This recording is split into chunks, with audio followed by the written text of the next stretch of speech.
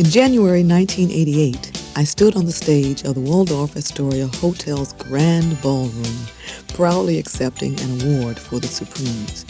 We were being inducted into the Rock and Roll Hall of Fame, alongside the Drifters, the Beach Boys, Bob Dylan, and the Beatles. For the past 2 decades, I had made it my job to keep the legend and the memory of the Supremes alive. Florence Ballard had died tragically a dozen years before, and my other singing partner, Diana Ross, was far too busy to acknowledge the group that had made her a household word. Motown Records and its founder, Berry Gordy Jr., thought they could just sweep the Supremes under the rug and the world would forget us, but the world did not. Whatever happened to the Supremes? What went wrong? What killed the promise and the group? These are questions I've been asked time and time again, but which I've never been able to fully understand or answer until now. Contrary to the popular belief, or Motown's version of the story, the Supremes didn't just wither after Diane left. I became the group's manager, the sole original member, and along with several talented young ladies, I kept the group alive. In 1979, I took the long overdue plunge into my quote-unquote solo career. I set about discovering who I was, both publicly and privately. My discovery process hasn't always been pleasant. While I strove to keep the Supremes on top, I faced other personal challenges, enduring a physically abusive marriage, raising my adopted son Willie and my 3 natural children, regaining my self-esteem, being a working mother. I realized that not all my enemies were external. There were insecurities and fears that for years my success had eclipsed and repressed but never erased. Through all my trials and endeavors, one thing has never faltered, what I call my supreme faith. I prayed to God for a life filled with challenges, lessons, and happiness, and I have gotten just that. What turned everything so sour in the 70s? Did Motown actively conspire to kill the Supremes? Were all the company's efforts centered so totally on Diane's career that it felt compelled to destroy my group?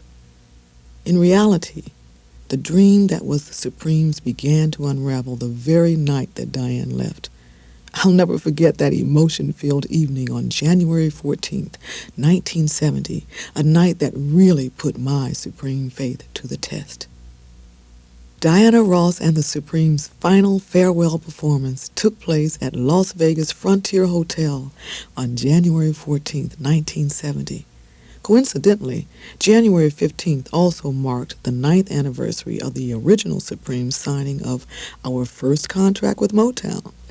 Yes, Diane's leaving signaled the end of an era. No one could deny that. But after having spent the last several months working whenever possible with her replacement, Jean Terrell, and Cindy Birdsong, I felt optimism and hope. Toward the end of the last show, Diane officially introduced Jean as the next Supreme. Everyone cheered, tears were shed, and we were presented with huge bouquets of roses. Then it was over. A huge crowded party was held in one of the hotel's private lounges. And while I was sitting at the blackjack table, I gave one of my greatest performances of my life. I'd left the farewell celebrations because it was really Diane's moment. Inside, it hurt me more than anyone knew. Everyone who was anyone was still inside, toasting Berry and his star Diane, congratulating them on their success and wishing her the best in her solo career. And then my friend Marvin Gaye, who always had that shy, sexy smile, touched my shoulder gently and gave me a kiss. That night, Marvin had sung a chorus of Let the Sun Shine In with us so beautifully that I, like every other woman in the room, thought we'd just die. In the last dozen years, I've lived 2 lifetimes. The first between 1958 and 1964, when Flo, Diane, and I became friends. We started singing together and, in our homemade stage costumes, set our hearts on a dream. This was the happiest time of my life. In 1964, when Where Did Our Love Go went to #1, another life began for us, one of promise, wealth, and security. Like most young people, we lived for today and thought it would last forever. When Flo was replaced by Cindy, I began to grow up. I started to see that the world wasn't always good. Life wasn't always happy. Yet I did not really understand that the supreme success was about much more than simple dreams. There were also unchecked ambition, hard work, money, greed, and company politics. Once I knew for sure that Diane would go, I experienced a whole range of emotions: anger, hurt, sadness, and finally, thank God, acceptance. Motown officially announced Diane's plans in late 1969, and everyone wondered who would take her place. Fan magazines ran contests asking readers to nominate singers for the job. Syreeta Wright, a singer under contract to Motown, seemed an obvious choice. Barry passed over Syreeta for a singer he'd happened to hear in a Miami showroom in mid-1969, Jean Terrell. Motown had made Diane's leaving a grand occasion. This was what Diane wanted and what Barry wanted. But amid all the hoopla, Motown was the star. In Barry's mind, no single member was greater than any act, and no act was greater than the label. Not Flo, not me, and in the very end, not even Diane. That night at the blackjack table, I flashed back in time to Hitsville, the original Motown building on West Grand Boulevard in Detroit. And I saw 3 young girls tumbling out of the studio, laughing and hugging one another.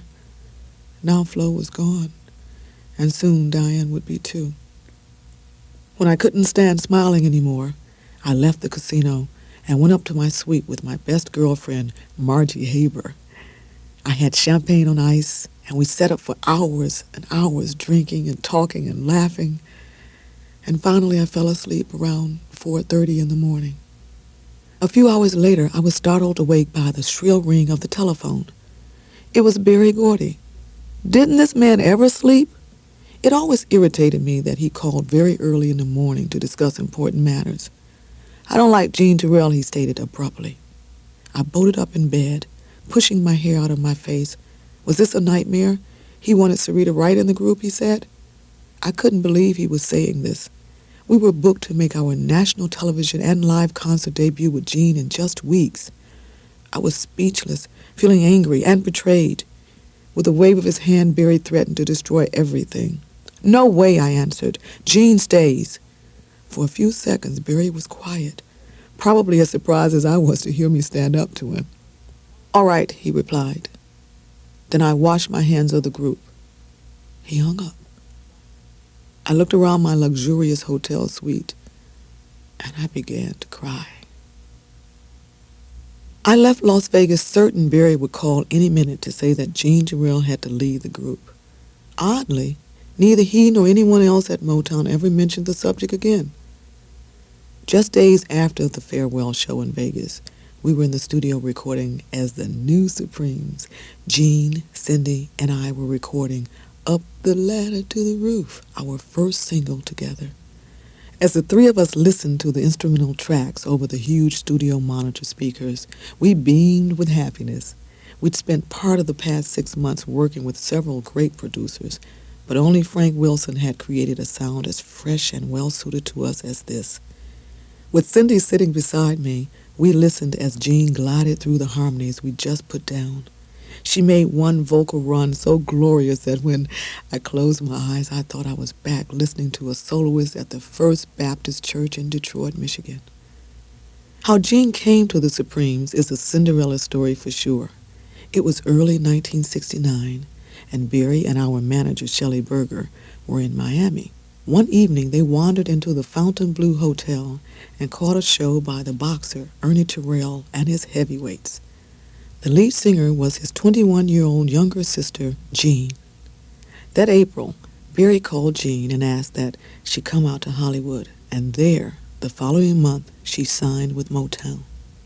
Jean's contract was a solo contract, and from this point on, Motown signed each successive Supreme individually. In effect, with this new development, the label was subletting memberships, which would create problems for us in the years to come. This was another variation on Motown's divide and conquer method of control. Jean was Diane's complete opposite. In her conservative outfits, medium-length afro, and minimal makeup, Jean was anything but a kittenish glamour girl. Instead, she projected strength and confidence. Everything about her, the way she spoke and carried herself, seemed to say, I am proud to be a black woman. Now the Supremes were a real group again, 3 equal partners all committed to a goal. Not only did we work well professionally, but personally, we got along beautifully. Cindy had been with the Supremes for 2.5 years.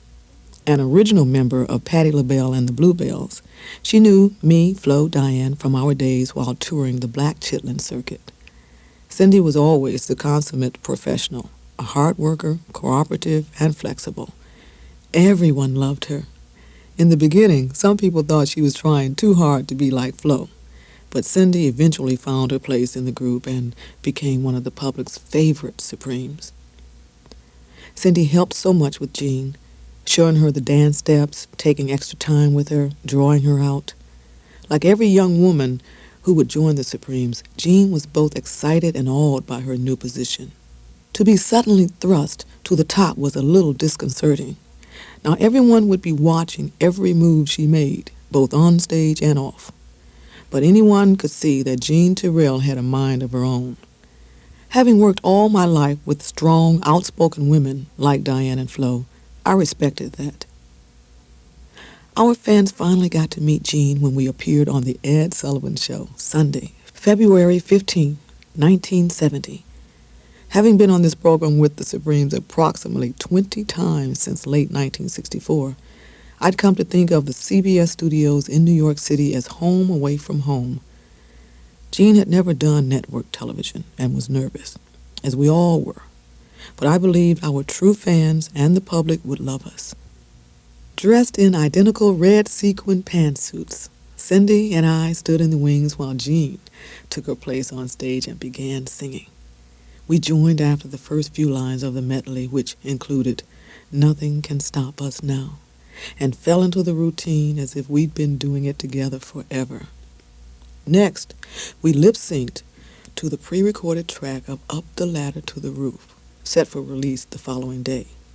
Even before the rapturous applause swept over us, I knew we'd won them over. By week's end, we were opening at the Fairmont Hotel in Dallas. This engagement was important for other reasons besides it being our live debut. The Supremes now were regarded as more than a mere pop act. We had become what our detractors called a Vegas act, a term that didn't bother me. Back then, there were few venues for black artists outside the Chitlin circuit. With greater success, we moved up in show business, and that meant moving into better clubs.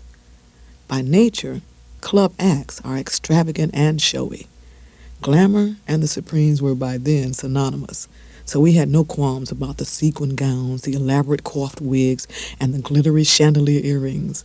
I loved being a woman and a star, and I loved all the dazzling trappings. Now, that's not to say it wasn't a lot of hard work. Some of those gowns weighed up to 40 pounds each, and you could fry under the wigs and stage lights. Fans expected all the glitz, and we happily obliged. From the start, it was the Supremes who wanted the gowns, not Motown. We wouldn't have had it any other way, honey. Because it was opening night, the crowd was dominated by show business people and writers. We were a little nervous, too. Some industry people believed that Diane was making a big mistake by leaving us, and others felt that we were making a big mistake by going on without her. But from the moment we swirled on stage, the audiences loved Jean. As we took our bows to a standing ovation, I saw Jean smile, and I felt her anxiety about comparisons to Diane dissolve. In those 2 hours, the Supremes seemed to have stepped out of Diane's shadow. But during our second show that night, the MC announced, "Please welcome Miss Diana Ross." A spotlight found her. Diane rose from her seat in the audience, and the crowd applauded wildly. Apparently, Diane had checked into the hotel that afternoon under an assumed name. Inexplicably, she never contacted me or anyone else in the group. The only time we saw her was during the show. A couple of months later, our first album with Jean, Right On, was on its way to a solid number 25. Wasn't the best showing the Supremes ever had, but better than our last releases before Diane left. The next big date looming for us was New York's Copacabana, where in 1965 the Supremes had broken racial and stylistic barriers. Dionne Warwick, a good friend for many, many years, Glenn Campbell, and Flip Wilson, whom I'd begun dating, were among the celebrities attending our opening night. Over the next few weeks, we appeared before sellout crowds in Washington, D.C. and San Francisco.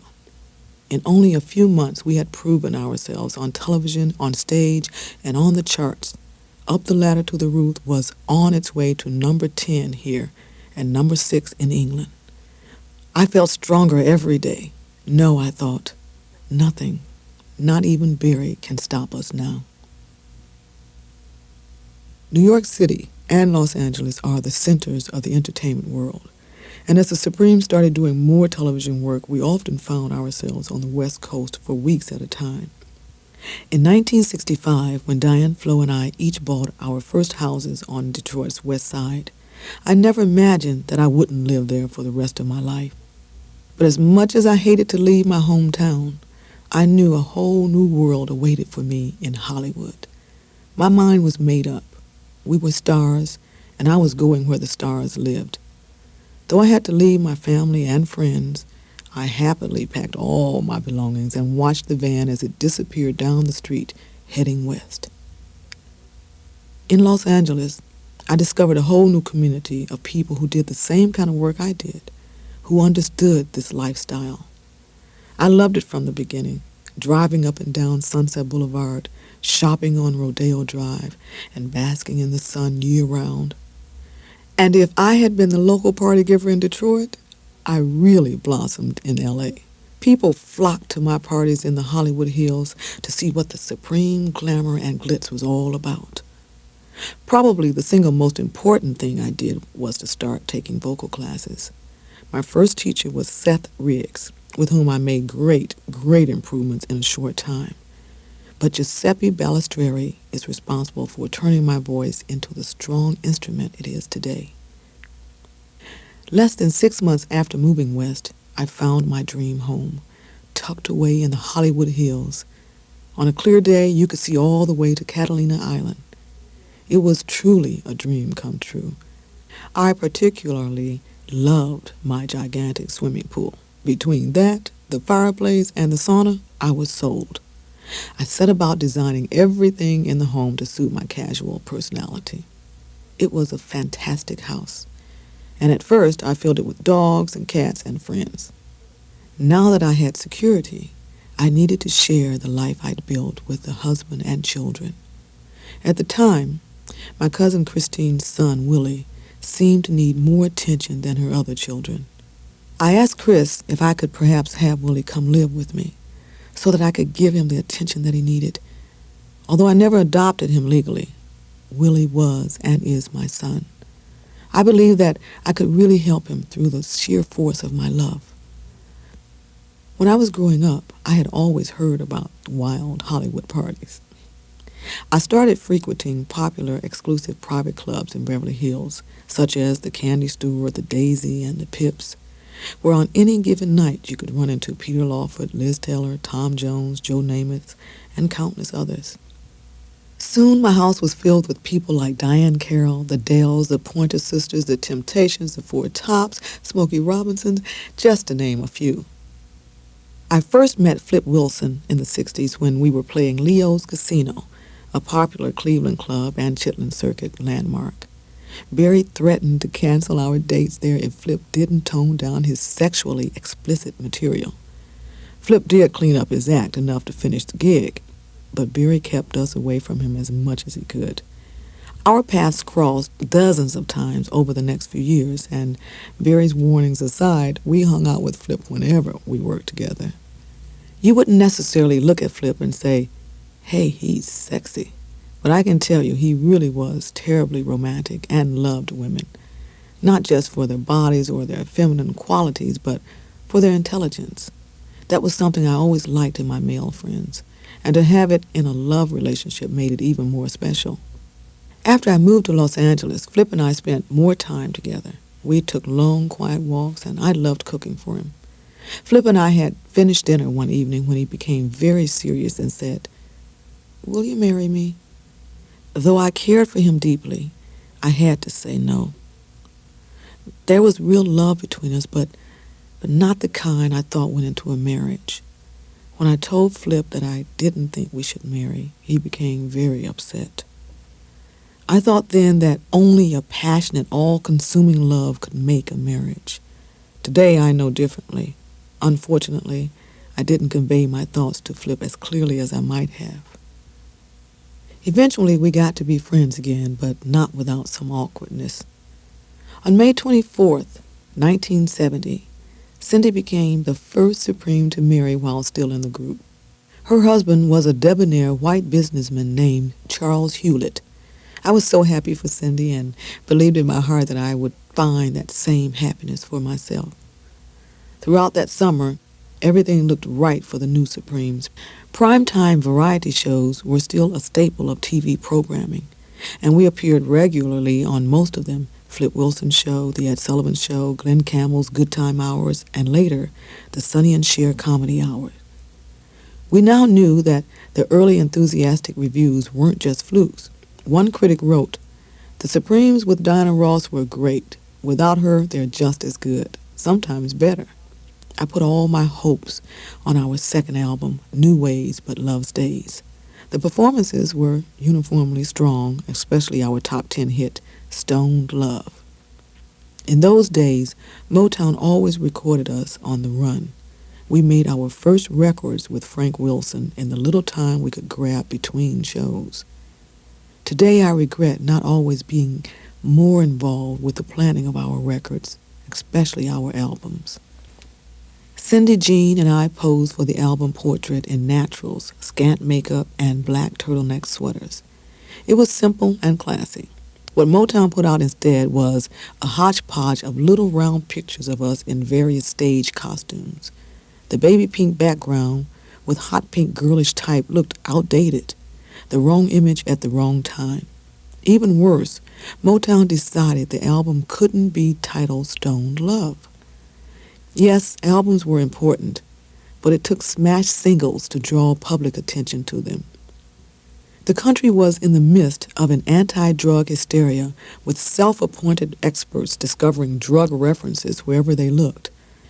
Strangely, Motown didn't hesitate to release the single Stoned Love into this hysterical climate, yet worried about an LP with the same title. I still maintain this album should have been the record to put the Supremes back on top.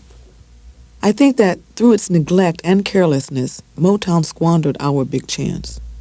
New Ways settled at a very disappointing number 68, a poor showing for an album bearing a gold single. My dismay with the label was eased by the top 20 success of River Deep, Mountain High, which we recorded with our friends, the Four Tops. As 1970 ended, we could look back on our first year with pride.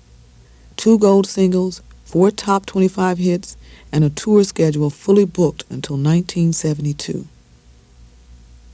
No matter how enthusiastically the Supremes were received on stage or how many records the group sold, in the eyes of the corporate powers at Motown, we were employees, plain and simple. Whenever we were billed for a concert or a television appearance, it wasn't the Supremes, but Motown presents the Supremes, or Motown's Supremes. By the early 70s, Motown began its transition from the local label, where everybody was family, to an impersonal business. Motown's West Coast move didn't become official until 1972, but our home base was already being dismantled. Not all those who worked and made Motown their life were invited along. Many were left in Detroit, where they had to find new jobs after years of service. Some stayed behind by choice, but for the most part, the Motown family, as we'd known it, was over.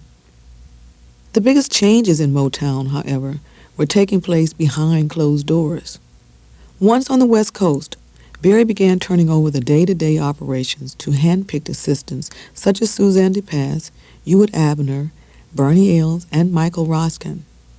Mike was a very effective executive who knew how to get things done. And with Berry gradually abdicating his role as Motown's leader, the company badly needed someone like Mike. Tall and distinguished-looking, Mike, like many of Berry's upper echelon people, was white. In the early 60s, you always saw Berry around Hitsville and could call him on the phone. Now, if you needed to reach Berry, you had to go through Mike. It was becoming increasingly difficult to get the simplest thing taken care of. Not only was the family feeling gone, but the artist had to deal with strangers and a whole new set of rules. We'd come off a 3-week tour and go straight from the plane to the studio, only to find that someone in charge was too tired to work or didn't feel like it. That never would have happened at Hitsville. True to her word, Jean Terrell maintained her individuality and was always completely honest and forthright with the press. Motown had abandoned its long-standing policy of overseeing, basically controlling, press access. So we were freer to say what was really on our minds, and Jean did. She knew that joining the group meant conforming to our image on and off stage. Being a Supreme really was a 24-hour-a-day job. At first, Jean found our whole glamour dimension fascinating, but it wasn't long before its thrill wore off. She preferred dressing simply, which was fine. It just wasn't what people expected. I saw no contradiction in being proud of my blackness and being glamorous. Jean did. She had a special friendship with Cindy, and I came to rely on Cindy and our wardrobe mistresses, Jan Dozier and Marge Wooten, to communicate with Jean. With the start of 1971, I resolved to take greater control of my life. When I finally hired outside accountants to look into my personal business and Supreme's, I was shocked to discover that hundreds of thousands of dollars Berry and Motown had repeatedly assured me were in my account actually amounted to $100,000. And when I asked that it be released to me, I was told I needed Berry's signature.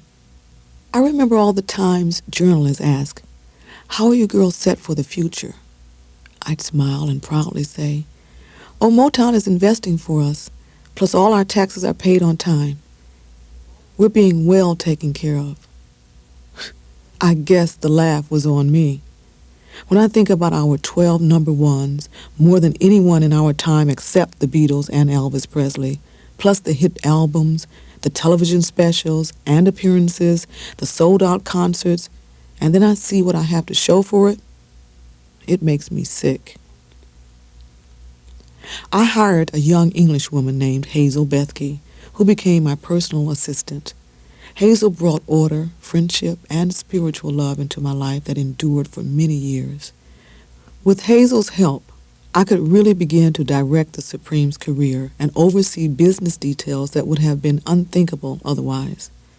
In February, we began to work on our last album with Frank Wilson, Touch. Touch probably was our most rock-oriented work, and I think our best.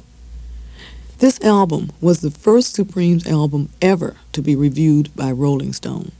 As much as I've always taken critics with a grain of salt, the review showed me that we could reach a new, wider audience. Quote, "Touch is an unqualified success and the final proof that the Supremes will continue without Dinah Ross," John Landau wrote. The Supremes' releases began having trouble just as black music was entering a state of flux. In the late 60s, album-oriented progressive FM radio drew away millions of AM listeners. While the new FM rock stations might play records by Marvin Gaye and Stevie Wonder, most of Motown's current singles acts, Us, Diane, the Jackson 5, the Four Tops, suddenly didn't fit. The reviving force of black radio would be disco, which it turns out was another nail in the coffin for those of us who believed there was more to black music than dance music. Another more insidious reason behind this was that Motown stopped promoting our records the way it had in the past. People assume that hits just happen, but that's not true, not even for the biggest stars. Record promotion to radio stations is so integral to artists' careers that the government investigates instances in its abuse. Payola, or play for pay. A record without promotion is like the proverbial tree that falls in the woods. Without Motown's clout behind us, we began to drift. In 1970, Flo became the first Motown artist to publicly break rank. She filed an $8.7 million lawsuit against the label, charging, among other things, that her firing from the Supremes was part of a conspiracy. While the press focused on Flo's provocatively worded charge that Diane had secretly, subversively, and maliciously plotted and planned to run her out, the suit raised another point that would be of increasing interest to me as the years passed: the issue of who owned the Supremes' name. An earlier settlement forbade her to even identify herself as a former member of the Supremes. In addition to the $8.7 million, Flo's suit called for the Supremes' name to be taken off the market. Throughout the summer, we kept up our frenzied pace, crisscrossing the country. But because the Supremes lacked a monster hit, initial enthusiasm for us started to fade. We depended more on touring to make up the money we weren't earning from records. It was a vicious cycle with just one way out: a #1 record. If we had that hit, it would be like getting sprinkled with fairy dust. One opening night, we made our standard fake exit and then waited in the wings, expecting the applause that would bring us back for the last number. Nothing. After a few seconds, we returned to the stage and stepped into the performance nightmare. The audience was out of their seats, heading for the door. It was a painful, mortifying moment. In November, we embarked on a triumphant tour of Great Britain. Our stateside lack of the elusive big hit did not diminish our British fans' love for us. In fact, our records always charted higher and did much better in the UK than they did in the United States. We played sold-out houses everywhere, which was very heartening. The highlight was a show at the Royal Albert Hall before Princess Margaret and Lord Snowdon. When we returned to the States in December, it marked the end of almost 18 continuous months on the road. Jean became very critical of Motown. She declared that she would no longer record whatever she was given, but would veto and refuse to sing material she did not like. When Jean first came in, she made it very clear to everyone that she was not about to be one of the 3 singing puppets. Perhaps this was why Barry wanted her out of the group.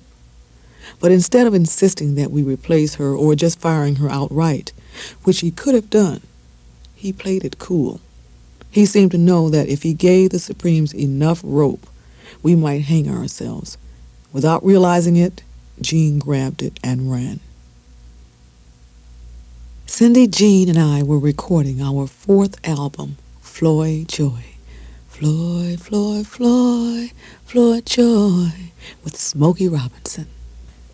Smokey came up with some beautiful, sexy, close harmonies, especially for Floyd Joy, and the album really sparkled.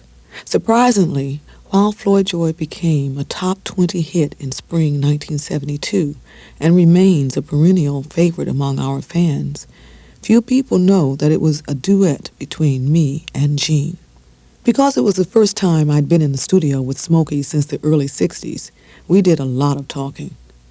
We're making good records and working hard, but Motown isn't giving us the push, I told him. Smokey thought for a minute, then said, "Why don't you talk to Barry about it? I'm sure if you do, he'll take care of it." Smokey meant well, but he was like Diane, totally blinded by Barry's razzle-dazzle. Because Barry always treated Smokey and Diane differently than the rest of us, they see him differently than we do. Cindy was expecting her first child in the fall, and so once again we had to find another member. One evening in Washington, D.C., the 3 of us caught Stevie Wonder's show and noticed a great singer in his backing vocal group, Wonder Love, Linda Tucker. Linda then came to audition for us in Detroit. The 3 of us had an instant rapport. Linda was very outgoing and lively. As she told reporters afterwards, she was thrilled to be a Supreme. We began rehearsing her immediately, and she worked every day with Charlie Atkins, our choreographer, to learn the steps. Linda came to our shows in Windsor and studied tapes of us. The shows in Windsor went well, and many people came out to see us, including Barry, Flo, lots of the old Motown acts. I was very happy that Flo was out, though, because she'd started withdrawing from the world ever since the judge threw out her lawsuit against Motown in 1971. Back in the dressing room, Barry remarked, "I'm really pleasantly surprised at how good your show is." As he spoke proudly about his future plans, I recalled playing blackjack with him years before. We were playing a game called Bid Whist. Once we stopped the game, he owed me $4,000. And I let him go, telling him, "Oh, Barry, it's just a game. It was all in fun." A few days later, when I was in the hole for $6,200, Barry said, "Okay, pay up." I ended up paying him every cent of the $6,200 over a period of time. Around this time, we started recording with Jimmy Webb. Though Linda wasn't yet officially in the group, she sang on this album. Jimmy was the Supremes' first non-Motown producer, and it struck some people as an unusual pairing. While we worked out all the musical details beforehand, like most Motown producers, Jimmy encouraged much more of our input. He taught you the melody, but then expected you to do your own thing. However, the resulting LP, The Supremes, produced and arranged by Jimmy Webb, was radically different from Floyd Joy. Once again, we were back to being a lead singer with two backup vocalists. Although I did sing one song, I Keep It Hid. It was really a great disappointment when the album became only the second in the Supremes' history not to enter the top 100. We hadn't yet set a definite date for Cindy's departure, but proceeded with our schedule. We were looking forward to the upcoming April tour of Australia. The day we were to leave, my housekeeper broke the news that Jean was in the hospital. Her doctor was emphatic that she was not to work for as long as 8 weeks. After a couple of minutes, the magnitude of the crisis seeped in. I started crying. It seemed that when I thought everything was fine, another problem arose. Our manager, Wayne Weisbart, had already left for Australia earlier, assuming we would follow. When we finally reached him, I said, "Even without Jean, we should do the tour. Linda's been recording with us, knows the show, and she can step right in." After talking to the rest of the staff and to Linda, I became excited. I knew we could do it. I phoned Mike Roshkin, who agreed it was best to go ahead and promised to get right to work on the details. Yet, shortly after that, someone else called and said, "Mary, Mike has officially canceled the tour." I was devastated and confused. The idea that people who did not have my best interests in mind were controlling and making decisions about my life bothered me. They weren't paying my bills anymore.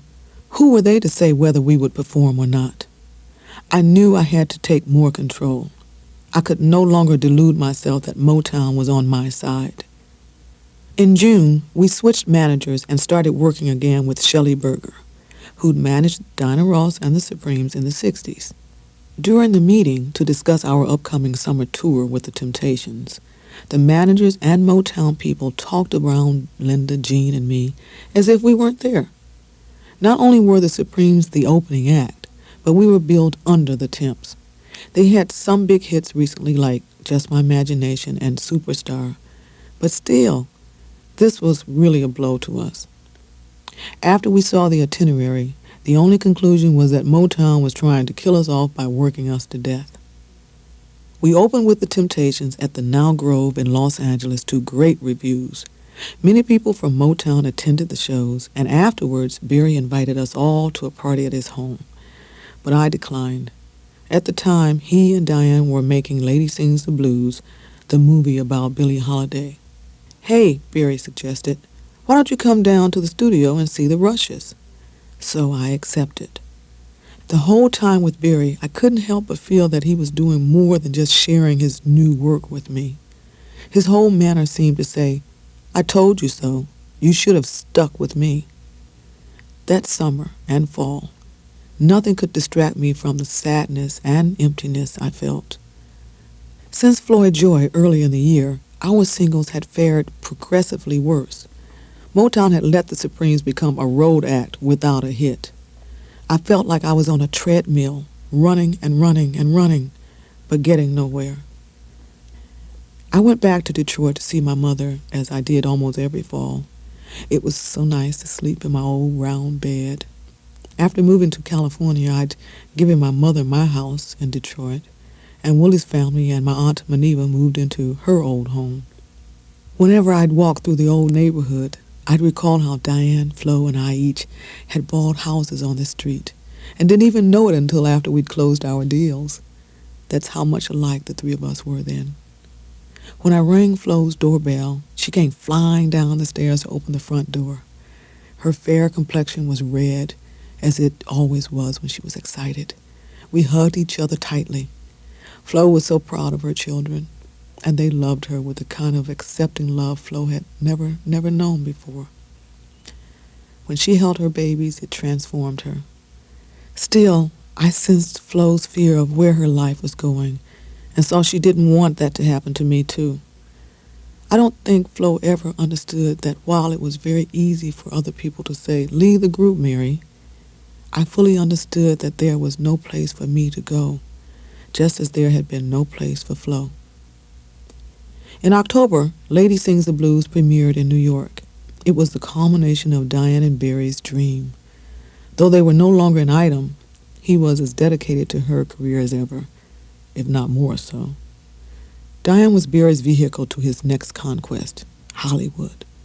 That fall, we played an all-star benefit for Reverend Jesse Jackson's Operation Push, taped in Chicago and later released as the feature film Save the Children. The show included Gladys Knight and the Pips, The Temptations, Marvin Gaye, the Jackson 5, Curtis Mayfield, Isaac Hayes, Smokey Robinson, and Roberta Flack. Everyone working on the film said we were great, yet for some reason our sequence got cut out, something we didn't really discover until the movie's release. I was really crushed. Why did there always seem to be obstacles in our path, and who was placing them there? The realization of where we might be headed if I didn't keep my eyes open hit me when we arrived to play 6 days at a small Canadian club. It looked exactly like a Ramada Inn dining room with a little portable stage. It actually cost us more money to play dates like this, when that time should have been spent at home refining the act, cutting some good records, and by our absence creating a demand. Our contract with Motown was coming up for renewal. For the first time, I didn't automatically assume we would resign. Money was getting tighter. We never knew what we were going to find, and the unpredictability of it all began wearing on us. Jean took it the hardest. There were nights on stage when she just wasn't into it, and the fans knew it. People remarked to me that she seemed cold and distant. Every once in a while, a wise guy in the audience yelled, "Hey, where's Diana Ross?" which would shake her confidence. People still do this to me today. Jean, Linda, and I began talking about what to me was unthinkable: leaving Motown. I admit I was very reluctant. They didn't really appreciate the value of the Supreme's name, which we might lose if we left. In the meantime, we arranged a meeting with Ewart Abner, since I'd always regarded Abner as one of the company's executives with some compassion for the artist. Abner agreed with everything I said. Yes, they had to get us the right writers, and then Motown had to put the push behind us.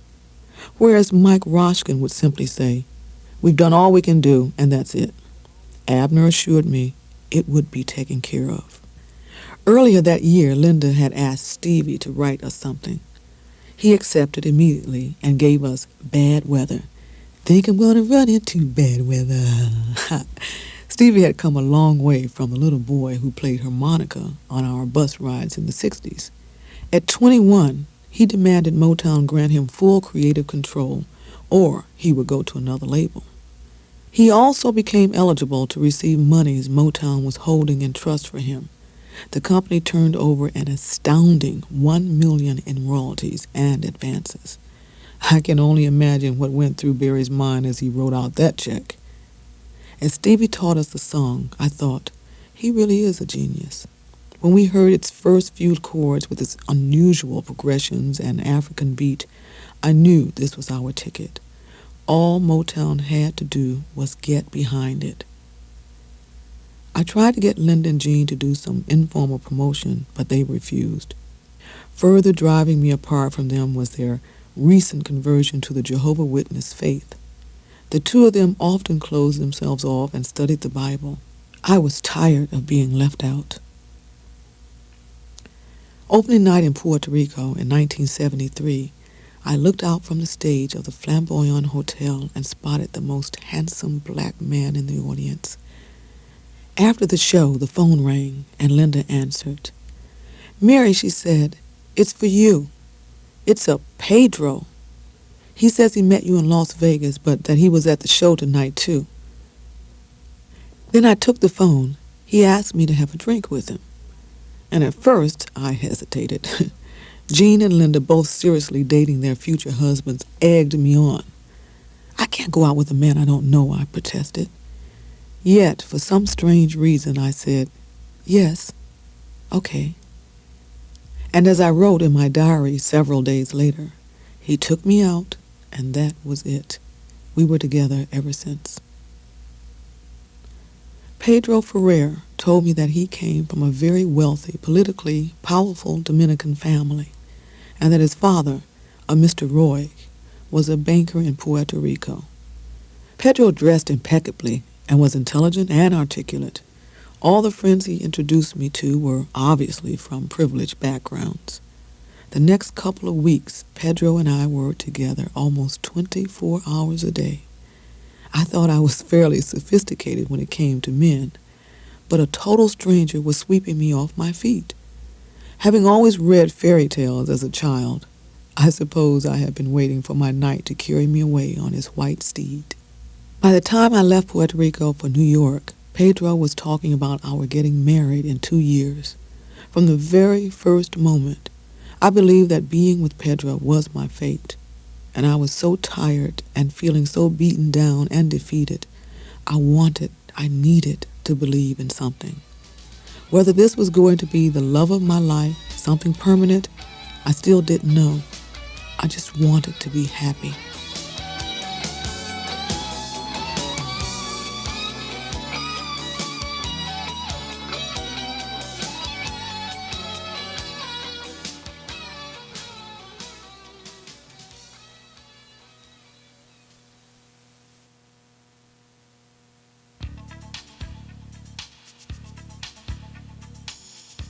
Falling in love with Pedro made me so happy, but I still had the group to deal with. Charlie Atkins had been Motown's staff choreographer since the early days. We were rehearsing one day when Charlie said, "Look, baby, people are starting to talk about Linda, saying she's too bossy and outspoken. Now you know you're the leader of the group.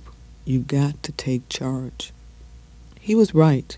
I knew that people, inside and outside the group, were taking advantage of me, and in my heart, I hated it. I resented people for forcing me to be something I was not and never wanted to be. Meanwhile, I thought about Pedro every moment. I couldn't help it. He phoned me at all hours of the day, but I was still shocked when one day he showed up in Jersey. Though we discussed it, it was still unexpected. We spent 6 days together. And while the romantic aspects were wonderful, I was relieved when he went back home. To say the least, this romance was whirlwind. I looked forward to our upcoming month-long tour of England, on which I planned to take my Willie. England is my second home, and I had so many friends there that it wasn't long before the phone was ringing off the hook. David Frost invited me to join him for drinks. We had a great time together, catching up on all the latest news.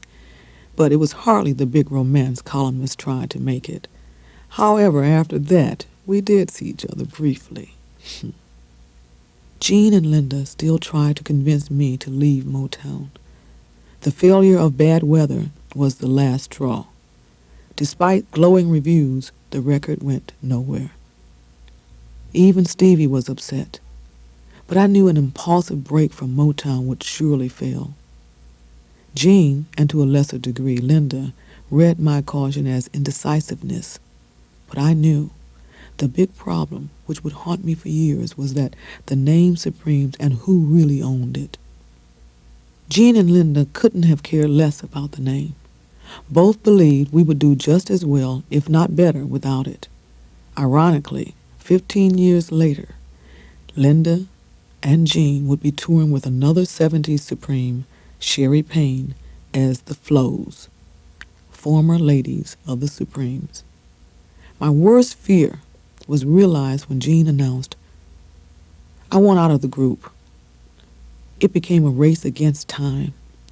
Which would come first, a new deal or Jean's leaving? Shortly thereafter, Linda revealed she was expecting a baby. I thought I was too. Impulsively, I called Diane to tell her I thought I was pregnant, but she had changed her number. An hour later, she called. We hadn't talked to each other in over 10 months. Diane was really upbeat and happy, as if we'd just spoken yesterday. We went shopping in Beverly Hills, and the whole time just making small talk.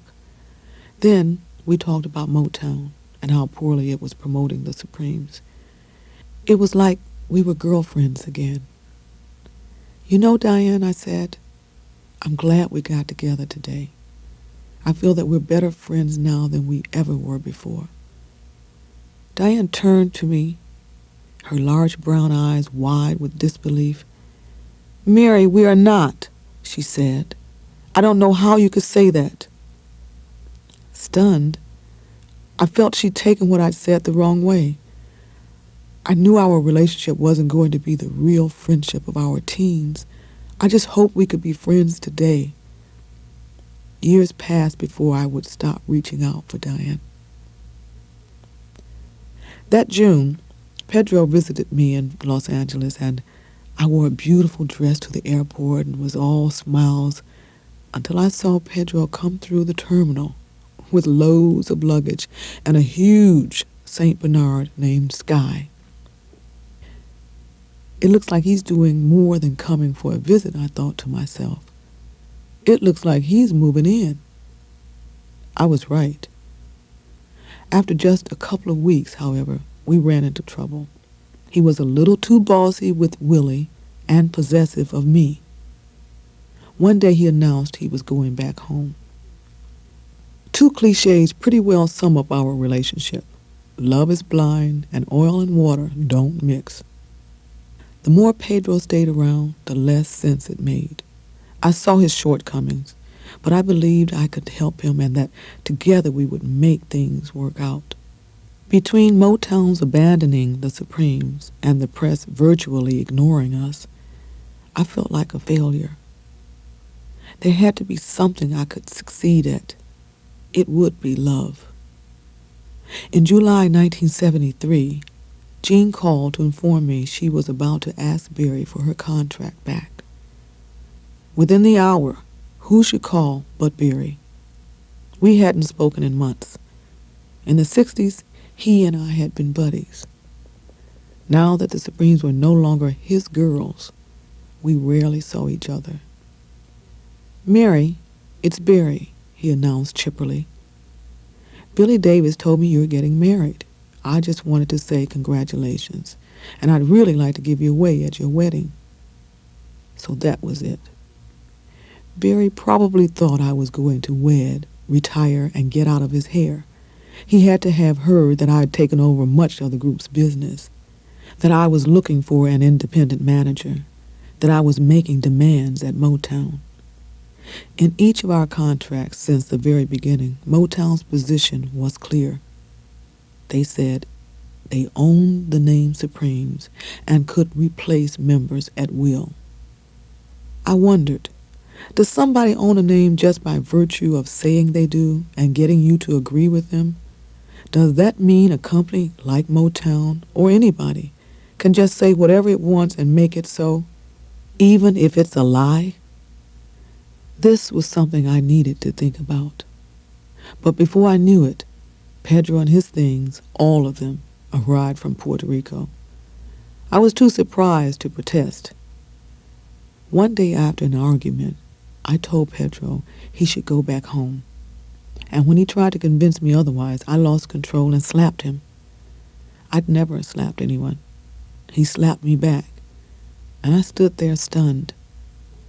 For those moments, I felt like a stranger standing outside my own body, watching it all happen. When it was over, Pedro wrote me a long note, saying he was sorry and wrong. He wrote, "Let's try one more time." Almost every day he brought me flowers or penned sweet little love notes. In fact, most of the time was remarkably gentle and thoughtful. He really believed in me, too. It bothered him that I feared so many things, including, at the times, him. He showed me that my contribution to the Supremes wasn't like Diane's or Flo's, but what I had uniquely contributed to the group was my gentleness, my love. As strange as it sounds, Pedro helped me to reclaim that part of myself Motown had beaten down. On August 25th, we appeared on a TV special. It was broadcast live from the old Ed Sullivan Theater in New York, the site of Jean's television debut 3.5 years before. I was pretty sure this might be Jean's last appearance, but I didn't know it would be Linda's as well. No matter what happened, I decided that the act should be revamped around me. It was getting harder to keep a consistent lineup, and I was the only original Supreme left, and the only person I could count on. While we were in New York, word leaked out to the press that Linda was pregnant and planning to leave. With Jean on her way out, not knowing what Linda was going to do threw me off balance. I understand where they were coming from, perhaps too well, but I couldn't go on letting other people run my life. The next week, Pedro and I were going to Santo Domingo to meet his parents. The night before our trip, he told me the truth about his parents' identity. He had contrived an extravagant fantasy about who he really was. In truth, Pedro was raised by his mother and stepfather, a politically powerful Dominican. Pedro's family belonged to the professional class that made possible the country's first free election in almost 4 decades in 1962. The few days we spent with his mother, stepfather, sister, and brother were pleasant, but awkward. Pedro was the island boy who'd come home and made good. After all, I was a great catch, a wealthy singing star. For the first time, I really got to see the man I was engaged to. In his society, men and women observed strict social codes. The man was the undisputed leader, the boss, the provider. And while the woman was the queen of the house, in public, she always deferred to her husband. I was an independent single woman. As my career consumed more time and energy, I longed for a man to be strong, to fight for me. I loved being in my home, cooking, entertaining, and taking care of Willie and our many pets. Pedro completed that picture. After several months of waiting for promised jobs to come through friends, Pedro finally decided to finish his law education in the United States. Willie, then 15 years old, was trying to establish his own identity and rebelled. He didn't want me to marry Pedro. When it came to Willie, Pedro's ideas were almost completely opposite to mine. He was raised in an old-fashioned Latin tradition where the father ruled. Pedro's family had explosive, often violent arguments. An hour or so later, they would go on as if nothing had happened. Had I looked carefully, I'd have seen the first signs of Pedro's violent nature. Instead, all I could see was a man who needed my help, a man I could love into becoming the person I thought he should and could be. For all its glamour, Hollywood is basically a small town. I knew everybody, and when my name came up, guys I knew, however casually, usually said something to Pedro. If a man said he thought I was nice or pretty, Pedro assumed I'd slept with him. One evening, he stormed in with his brown eyes flashing, and I knew immediately someone had said something to set Pedro off. Still, there was no way I could be prepared for what happened next. After screaming obscenities, Pedro slapped me several times hard across the face, then tore off my clothes and shoved me outside to the pool area, locking all the doors. I was crying so hard I could barely breathe. I looked out across the shimmery pool and down on the lights of Hollywood. As I sat on the cold lounge chair, hugging myself against the autumn breeze, I kept asking myself, why is this happening to me? But oddly enough, my problems faded into the background as Pedro and I prepared for our engagement party. We threw it at my house, and over 200 people attended. With just a few weeks left before our next dates, the pressure to replace Jean intensified. On a whim, I called Lamont Dozier, and he recommended Sherry Payne. As one of the Holland Dozier Holland team, Lamont had produced hundreds of hit records, and if he thought Sherry was great, she must be. A few days later, she auditioned, and I was sold. She was pretty, easy to get along with, and her voice was phenomenal. Cindy had agreed to come back once she heard Linda was pregnant and unhappy with her position in the group. Once we accepted Sherry, Cindy and I began rehearsing right away in my living room. Because Cindy had put on a little weight, her gowns had to be altered.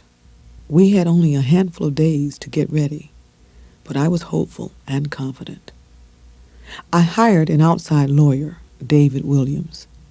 David was one of the very few popular black attorneys coming up then. I could no longer ignore the ominous signs that Motown was abandoning us. I had to fight back. A week after Sherry joined the group, David and I met with Motown's lawyers, Abner and Bill Loeb, my new manager, to review the Supremes situation. When Abner heard that I had hired Sherry on my own, he went through the roof. "Mary," he said firmly, "you have overstepped your bounds. Besides, it's impossible for you to hire a new Supreme when none of you are Supremes." It was then that I knew I was right to instruct my attorney, David Williams, to have my new contract include a clause saying I was a Supreme for life unless I was disabled. In late 1973, the Supremes technically had no contract with Motown, but because I didn't own the name, we had to stop shopping for a new label. I told David Williams my whole story, starting from when Flo, Diane, and I signed with Motown in 1961. We were 16, and each signed a recording contract with Motown Records and a management contract with Berry Gordy Jr. Flo picked the name The Supremes, which we didn't think was as pretty as our former name, The Primettes. But Berry said, "Look, I don't like the name Primettes. Change it before you sign your contract." And we did. Short of sleeping with him, we'd have done anything Berry wanted if it would get us a record deal. When we signed our contracts, we didn't see the clause stating that Motown owned the trademark The Supremes. Diane, Flo, and I weren't dummies. We were three enthusiastic, idealistic minors signing contracts without competent, independent legal counsel. Berry and his sister, Esther Gordy Edwards, told us we didn't need legal representation, and we believed them. After all, this wasn't some big bad company.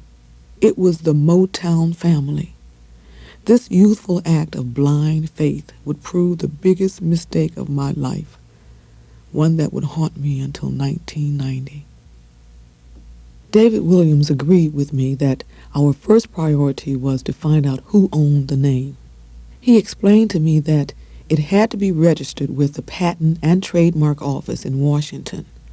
David quickly discovered that Motown's claims to the contrary, it had not registered the name.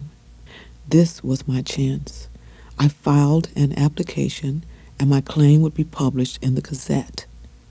If no one challenged it within a certain period, the Supremes could be registered in my name. Meanwhile, without contracts, Sherry and I, along with Cindy, hit the road. Another new group of the Supremes. While cleaning out some papers a few months earlier, Pedro had come across a photograph of me and Tom Jones. Tom had his arm across my chest so that, although I was wearing a two-piece bathing suit, it looked like I was topless. Without a word, Pedro stalked into the kitchen and swatted the tray of food from my hands. He shoved the photo at me, screaming obscenities. I was beginning to see a pattern. Pedro always caught me off guard, then made outrageous accusations and carried on so wildly I couldn't think fast enough to answer him. I knew he was wrong, but each time he came at me, I became a frightened little Miri, afraid of everything. Despite his hateful words, on his way to Mexico, Pedro phoned from San Diego. He wanted to know, would I still marry him? Days later, he was back. Instead of seeing what was wrong with Pedro or with our relationship, I found myself more often looking for what was wrong with me. Instead of thinking about how to get away from Pedro, I blamed myself for falling in love with him in the first place. Before long, I was writing in my diary about how I should change, how I should improve, and how I should be more of a real woman, one who sacrificed for her man. In other words, be more like what Pedro wanted me to be. I was really looking forward to Christmas this year, the first in my adult life I'd be spending with my own family. On a day off, I decided I'd surprise everyone. I went out and found my tree. Then I unpacked boxes and boxes of angel hair, tinsel, glass balls, electric lights, and other ornaments I'd collected over the years, happily thinking how surprised Pedro and Willie would be. This would be the best Christmas ever. Pedro walked into the living room, and I stood there, waiting for him to smile or reach out to hold me. Instead, he began screaming, "What is this? This isn't a Christmas tree. It's cheap and trashy." Pedro had made his point. Christmas in my house, his house, was to be celebrated not with the gaiety of the Southern black holiday traditions I knew, but with the solemnity of his Latin Catholic upbringing. That tree symbolized everything about me and my life. I saw that who I was, what I was, threatened him. I promised myself I would change. Over the past few years, I had gradually set up and controlled a separate corporation that handled all the Supreme's business. Motown had no objection. If anything, it was probably relieved. Every expense, meals, gowns, car rental, salaries for musicians, conductors, road managers, assistants, and the required payroll taxes, dry cleaning, storage, wigs, makeup, recording sessions, everything was managed and paid for through Motown, but out of our pockets. When I started going over the books, I was amazed to see just how much it cost to work. Our big expense was our stage wardrobe. Our outfits were some of the most lavish in show business. Many of the sequins and beads were imported, and all were applied by hand. Diane once remarked to Johnny Carson, "Little old ladies have gone blind trying to sew on all those beads." Some outfits cost over $100 each just to be cleaned. The cost of shipping trunks of 30 to 40-pound gowns and suits all over the world were exorbitant. We probably worked several weeks each year just to keep our costumes alive. I decided that each Supreme would receive a percentage of the corporation's income after all expenses were paid.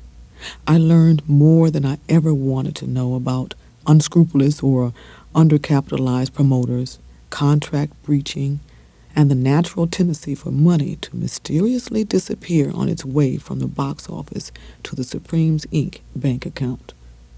Motown still had not finished our contracts or reached a settlement with the Hollands on Sherry's contract, or so it claimed. I knew I was on my own, and because I still felt so close to the Motown clan in those days, I thought nothing about asking a few friends in the business to produce us.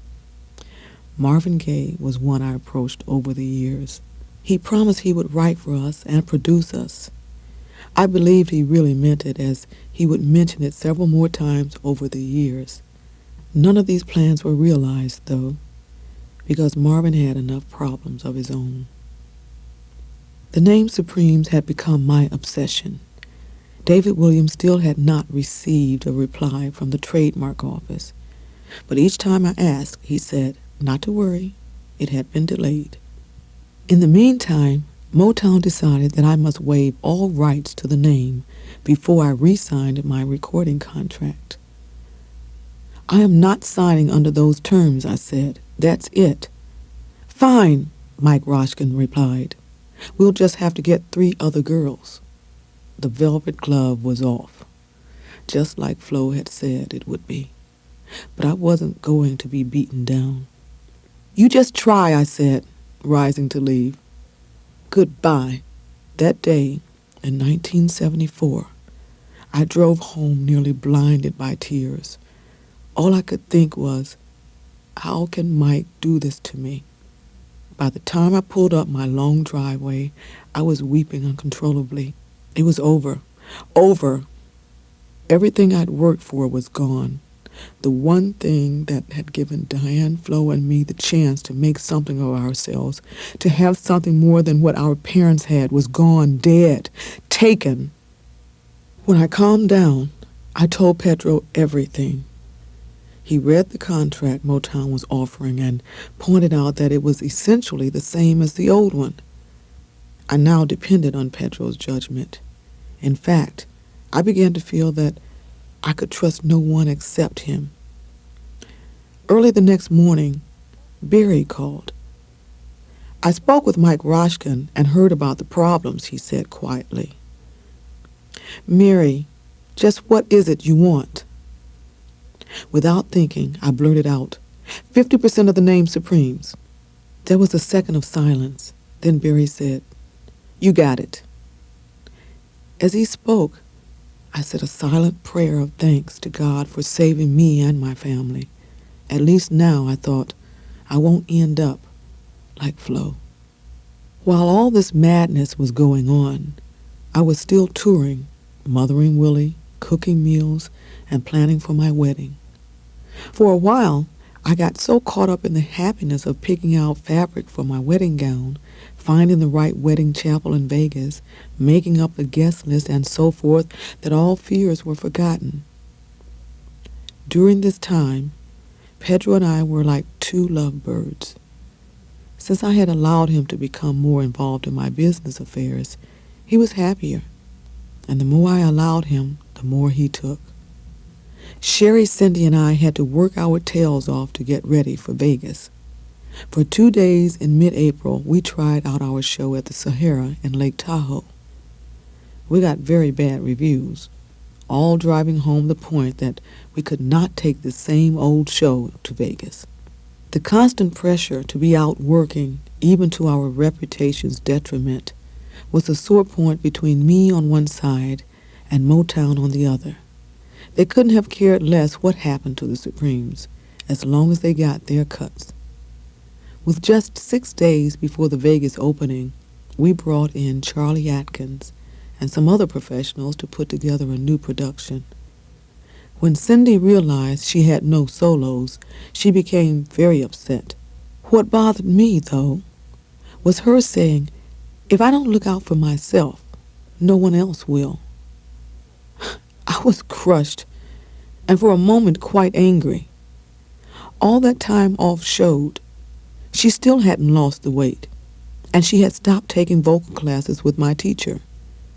I was deeply hurt that my efforts on her behalf went unnoticed. It made me think how things had changed. The same day that Pedro and I got our marriage license, David Williams gave me the bad news. He told me he had finally heard from the trademark office, and Motown did own the name. Apparently, there had been a clerical error when they said no one else had claimed the name. Since getting 50% was better than getting nothing, I signed my new recording contract against Pedro's advice. He told me that I would regret signing this deal, and he was right. Motown's giving me 50% ownership of the name came with so many restrictions that it was essentially worthless except in one case. If Motown ever sold the rights to the Supreme's name, I would be entitled to half the proceeds. I felt something was fishy about all of this.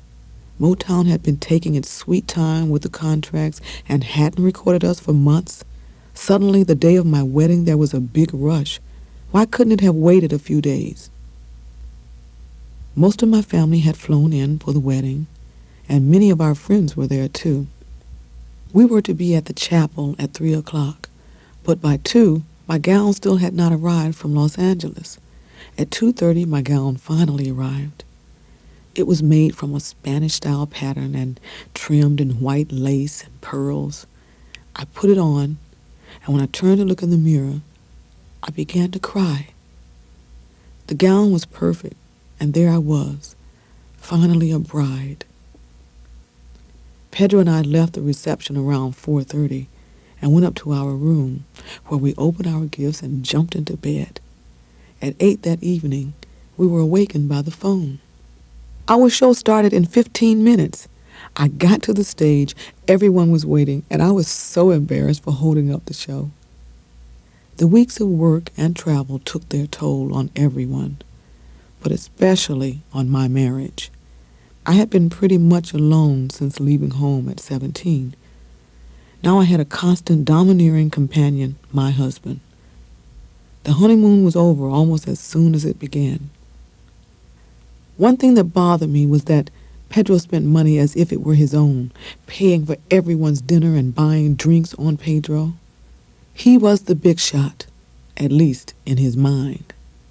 Then he began openly ordering me around. One night in Australia, I was lying in bed when suddenly I felt the sensation that another woman was taking over my body. She was all those things I fought so long to not be. Negative, frightened, suspicious. All my courage and confidence disappeared. In Hollywood, nightlife still retained a certain stylish cachet, and Pedro and I went out on the town just like everybody else did. I had grown accustomed to behaving in public so as not to arouse Pedro's jealousy. But the tension of having to monitor my every move was too much. Around this time, I pretty much stopped going out at all. Unless I was on stage, I was at home. 9 months after Sherry and Cindy joined the group, they were still technically without contracts. These delays caused us a lot of friction because Cindy and Sherry were essentially working for Supremes, Inc. In other words, me. I didn't like the fact that our husbands were suddenly so active in the business either. Charles and Cindy's baby David traveled with us also. Pedro had already pressured me into naming him road manager, so we created a similar position for Charles. Before long, though, both were asking our manager about our business. The meddling husband can be an occupational hazard for any female entertainer. Diane was appearing in Los Angeles, and I really wanted to go see her. Even though we didn't talk very much anymore, I still enjoyed her concerts. As I watched Diane sing, I thought of how far she'd come. Whatever exasperation I'd felt toward her had dissipated. As a grown woman, it was easy for me to see that many of the original Supremes problems simply grew out of our youth and the pressures of our careers. Flo, Diane, and I responded as best we could. I'd never seen Diane give a better show. Once the curtain fell, I hurried backstage to compliment her. As I walked towards the dressing rooms, a guard stopped me and refused to let me pass. Several fans were standing nearby, and one said, "But she's one of the Supremes. You gotta let her go backstage." When I finally got back to her dressing room, Diane seemed really happy to see me, but surprised. "Hello, Mary. How are you?" We embraced, talked about our families, and that was it. Barry said, "Hi, Mary. You sure look good." I wonder what he really thought. And then he and Diane turned away. I held my head high, but inside I felt like nothing. I wished Pedro were there with me. I felt so alone. We began an eventful run at Magic Mountain, one of my favorite places to play because it always attracted lots and lots of fans. We had several special guests the first few nights: Frida Payne, Johnny Taylor, Barry's mother and sister Gwen, and Stevie Wonder. Stevie came on stage and did a song with us, which the crowd loved, and then afterwards came backstage to visit. A couple of days later, Flo arrived from Detroit. Somewhere in the back of my mind, I had been entertaining the idea that she might rejoin us. Realistically, I knew it was a long shot. Every night, Flo drank heavily, and we talked for hours and hours, but never resolved anything. The trip's one bright spot was the night she joined Cindy, Sherry, and me on stage at Magic Mountain. The fans cried out, "We love you, Flo. We love you, Flo." She seemed very happy for that moment. But a few days later, she had to return to Detroit, and I knew she was lost for me forever. Having seen both Diane and Florence within a few weeks of each other, I thought about how different their lives were and how much we had all changed. If we ever sat down together and really talked, I thought, it would be all right. In their own ways, though, Diane and Flo said something else. Flo all but told me to give up on her, and Diane seemed so preoccupied with her own stardom that I might as well not have existed. Diane and Flo wanted to leave the Supremes far behind, but I couldn't, and it hurt. After Magic Mountain, there were no live dates, no recording sessions, nothing. Even though I was relaxing, I felt very, very tired. Was I depressed, physically exhausted, or what? Then one day my doctor Herb called and said, "Hey, Mary, I think you better start knitting those booties." I hung up the phone and cried for an hour. It didn't seem real to me. I was finally going to have a baby. Then in September 1974, it finally happened. Pedro beat me up. At one point, I couldn't believe that this was happening to me. I thought of the baby, especially when I fell to the floor. I didn't want him to hurt me, so I fought back. The times before, when Pedro broke the windows, threw me in the pool, I was afraid because I'd never been around anyone who completely lost control. But this time, with this physical beating, I felt it was too much for me to handle. I mean, is love worth all of this? We remained on the road almost constantly through November. Pedro wasn't always with us, so his paranoia increased. All through the night, he would call to carry on about some rumor he claimed to have heard about me. After a night of this, I would wake up feeling like a zombie. This couldn't have been good for my baby, and now, 3 months pregnant, I worried more and more about my health. By now, Cindy and Sherry knew that Pedro often beat me, and like most battered women, I said nothing about it. Cindy held me as I cried on her shoulder. Neither of them mentioned Pedro's cruelty. They just made me feel cared for and loved. After this, their problems with Pedro escalated, and Sherry seemed to disagree with him on almost everything. In December, we finally started recording our next album, The Supremes. I sang lead on 4 of the 9 songs and shared a lead with Sherry on the first single, He's My Man. He's my man. He's my man. Oh! Pedro insisted that I be given more leads, which actually created a lot of tension. Some people saw this as me just flexing my ego, but it really was a matter of survival. I finally accepted the responsibility to prepare myself for future personnel changes and possibly the end of the group. As I prepared to sing my leads, Sherry grew very quiet and Cindy acted strangely.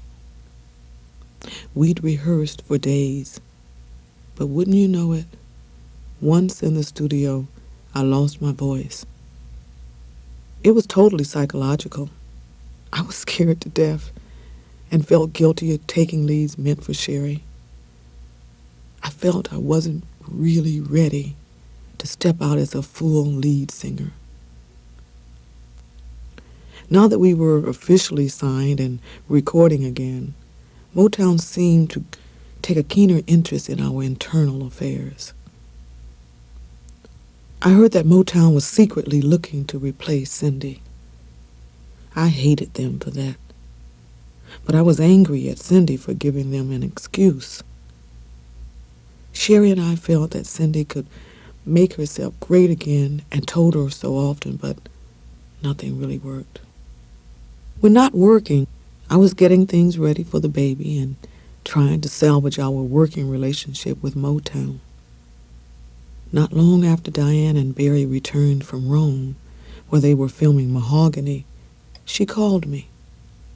Diane knew that my baby was due soon, and she promised she would come by the house to visit. I could never figure out what prompted these calls. I sometimes wondered if she felt the way I did, and that there was some unfinished business we should address. But I never knew. I treasured my happy moments and could separate the good parts of my life from the bad, for better or worse. I tried to love those around me as they were and help them. But as my birthday approached, I began to feel forgotten. Here it was, just weeks before my baby was due, and still no baby shower. The weekend of my birthday, Peter Lawford, a good friend, had invited us to a dinner. When we got to the private club, a woman at the door checked a list and then said haughtily that she wouldn't admit us. I felt my temper rise and began to say, "Of course our name is on the list. We were..." Suddenly I heard yells of, "Surprise! Surprise!" They were all my friends, including Peter, Cindy, Herb and Mauna Loa, my best friends, Richard Roundtree, the Fifth Dimension, even Linda Lawrence and Jean Terrell were there. I received so many beautiful gifts, and after the club closed, the party moved up to our house. That Sunday, I went to a luncheon at Sherry's house, and there was another surprise, a baby shower. Cindy, my assistant Hazel, Jane Kennedy, Dionne Warwick, Natalie Cole, Frida Payne, Yvonne Fair, and some other friends were all there. More beautiful gifts and happiness. A couple days later, though, I was back in a blue funk. Pedro and I were fighting. My mother was there. She was waiting for her grandchild to arrive. And when she wasn't looking, I cried. That day, my doctor, an old friend, Herb Avery, instructed me to go to the hospital. The baby was coming. I was so thrilled. My elation lasted until I got to the hospital room, where the real nitty-gritty of childbirth hit me right between the eyes. I weathered 6 hours of labor, and even though Pedro had attended only a few of the natural childbirth classes, he was supportive. I ended up having a cesarean, and it seemed like no time at all before Herb peered over the sheet and announced, "Mary, it's a girl." Herb laid my baby across my chest, and I knew what being blessed truly felt like. Pedro had brought me some beautiful orchids. They were turquoise. I asked him, "What is this called in Spanish?" "Turquesa," he replied, "Spanish for turquoise." So we named our daughter Turquesa. With all the euphoria came the physical reality of actually having a baby, which every mother knows. So after all this major surgery, I needed plenty of bed rest.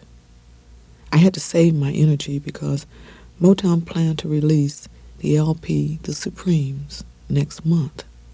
And in 3 weeks, we were to tour Japan again. Having a baby brings many couples closer together, but that wasn't the case for us. I'd be breastfeeding Turquesa, and Pedro would dash in and dash out. When we did talk, we fought. I'd become more worried about money. Even though Pedro's manager's fee brought in a little money, he'd long ago gotten into the habit of spending as much as he wanted. Pedro was now our manager. He'd been pushing me for months, and I gave in reluctantly. I needed Pedro because I felt he was the only person I could trust. So I overlooked everything. The flashy clothes, the fast talking, the bravado. Barry and everyone else, including Motown, saw right through it. 3 weeks after Turquesa's birth, we arrived in Tokyo. We kicked off our 2-week tour, Japan and the Philippines. Hardly any fans were waiting for us at the airport. Most of the shows were fine, but some of the clubs we played, like in Manila, were small and dirty. Pedro was out almost every night. He insulted me when we were together in public. He made me hate myself. Sometimes I saw my situation very objectively. I'd made a mistake, and it was my job to fix it. At other times, though, my insecurities overwhelmed me. Then all I wanted was for Pedro to love me and care for me. Because Pedro could be like 2 different people, and I being a Pisces, I began to think like 2 different people just to deal with him. In June, Motown finally released the Supremes' first single in 2 years, He's My Man, a sexy disco number. The single and the album got very positive reviews, and the renewed interest in the Supremes garnered us lots and lots of press and television appearances. By summer, all signs indicated that we really weren't going to have a hit. He's My Man wasn't out more than a couple of weeks before we could tell it wasn't going to receive adequate promotion. Despite all promises to promote us, many key radio stations across the country didn't even receive the record, much less get pushed to play it. I took heart, though, because without any help from Motown, the album and the single made respectable showings. I'm still trying to figure out just what we did to Motown. I could only take perverse pleasure in noting the label's problems. The Jackson 5 had just split to go to Epic. Diane and Marvin were having trouble with their singles, and Stevie Wonder was beginning another lengthy holdout for a better contract. That summer, we hired Phil Moore and Jeffrey Holder to redo our act. Jeffrey was responsible for the Broadway hit The Wiz, and is the man in the 7-Up TV commercials extolling the virtues of the Oncola nut. It was a huge expense, $60,000 coming out of our pockets, but it was now or never.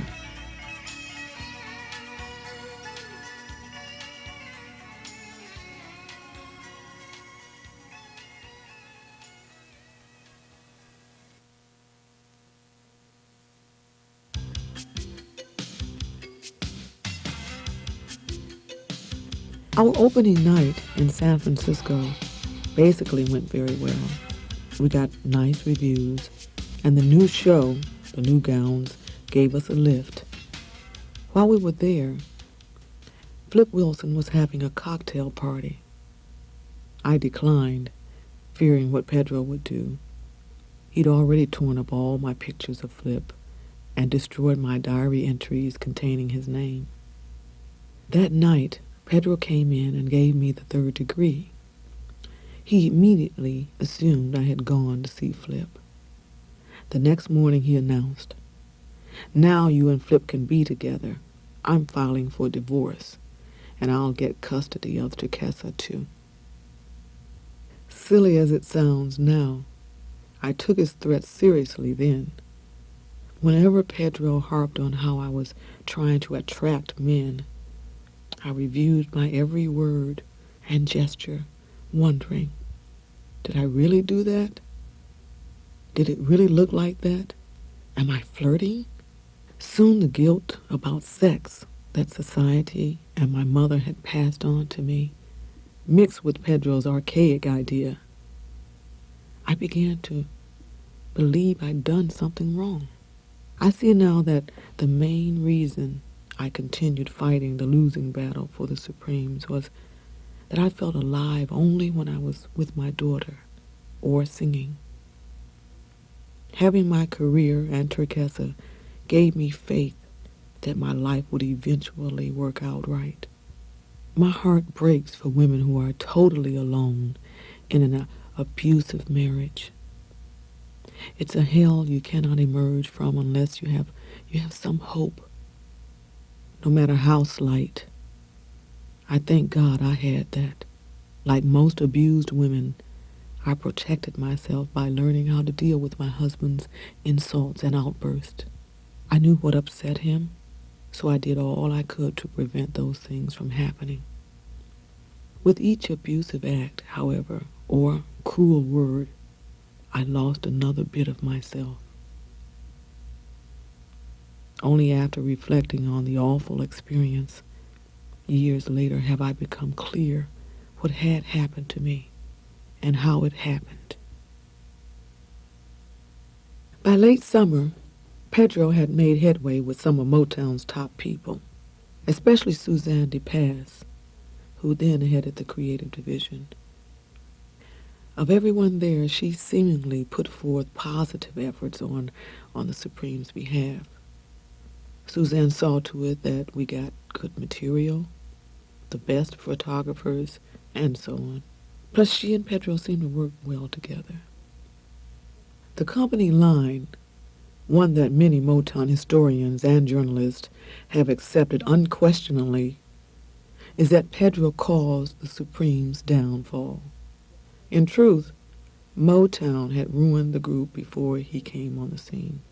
If nothing else, Pedro made it possible for us to continue, though making many mistakes. We still recorded some great music during that time. He got us the best booking agents, publicists, accountants, and attorneys. Part of Pedro's campaign to get around Motown included asking Diane to become Teresa's godmother. Growing up, I'd always thought that each of my children would have 2 godmothers, Diane and Flo. But so much had changed. I felt Diane would think I was using her because she was a star. Pedro badgered me until I relented. Patching up things between Diane and me was important to him. Frankly, I was surprised and very touched when she accepted the invitation to be Takessa's godmother. In early September, we took our new act to England. And even though the press roundly criticized us for being too slick, and He's My Man didn't even chart there, our fans were out in droves. After we finished the tour and were about to leave for the States, our European Motown affiliates asked us to stay over for an extra week or two to do radio and television shows.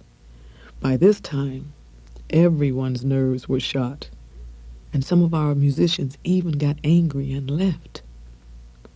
Cindy and Sherry complained bitterly that Pedro was disorganized and never told them anything until the last minute, of which this I secretly agreed. For example, we were scheduled to perform at the Schubert Theater in Los Angeles towards the end of the month, and Pedro hadn't bothered to tell Cindy or Sherry that it was a benefit performance for which none of us would be paid. They were obviously upset, and understandably so.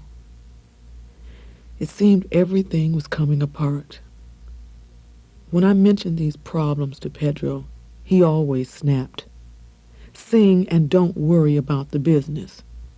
The benefit was our first performance in Los Angeles in nearly 3 years, so we were really psyched.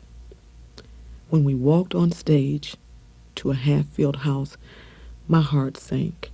We made a few minor mistakes here and there, but the audience still loved us, thank God. I needed the Supremes to be a group again, but everything was working against that, namely, lack of money. The real cream, the only way any of us would make big money was to have a hit record.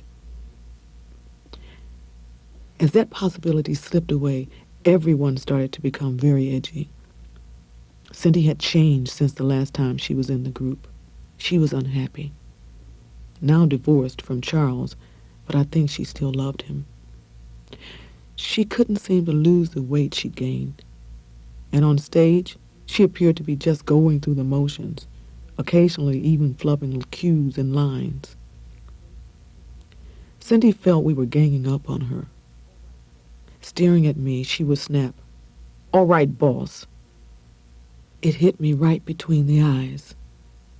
Diane. How I hated feeling pushed aside by her ambition. Now the shoe was on the other foot, my foot.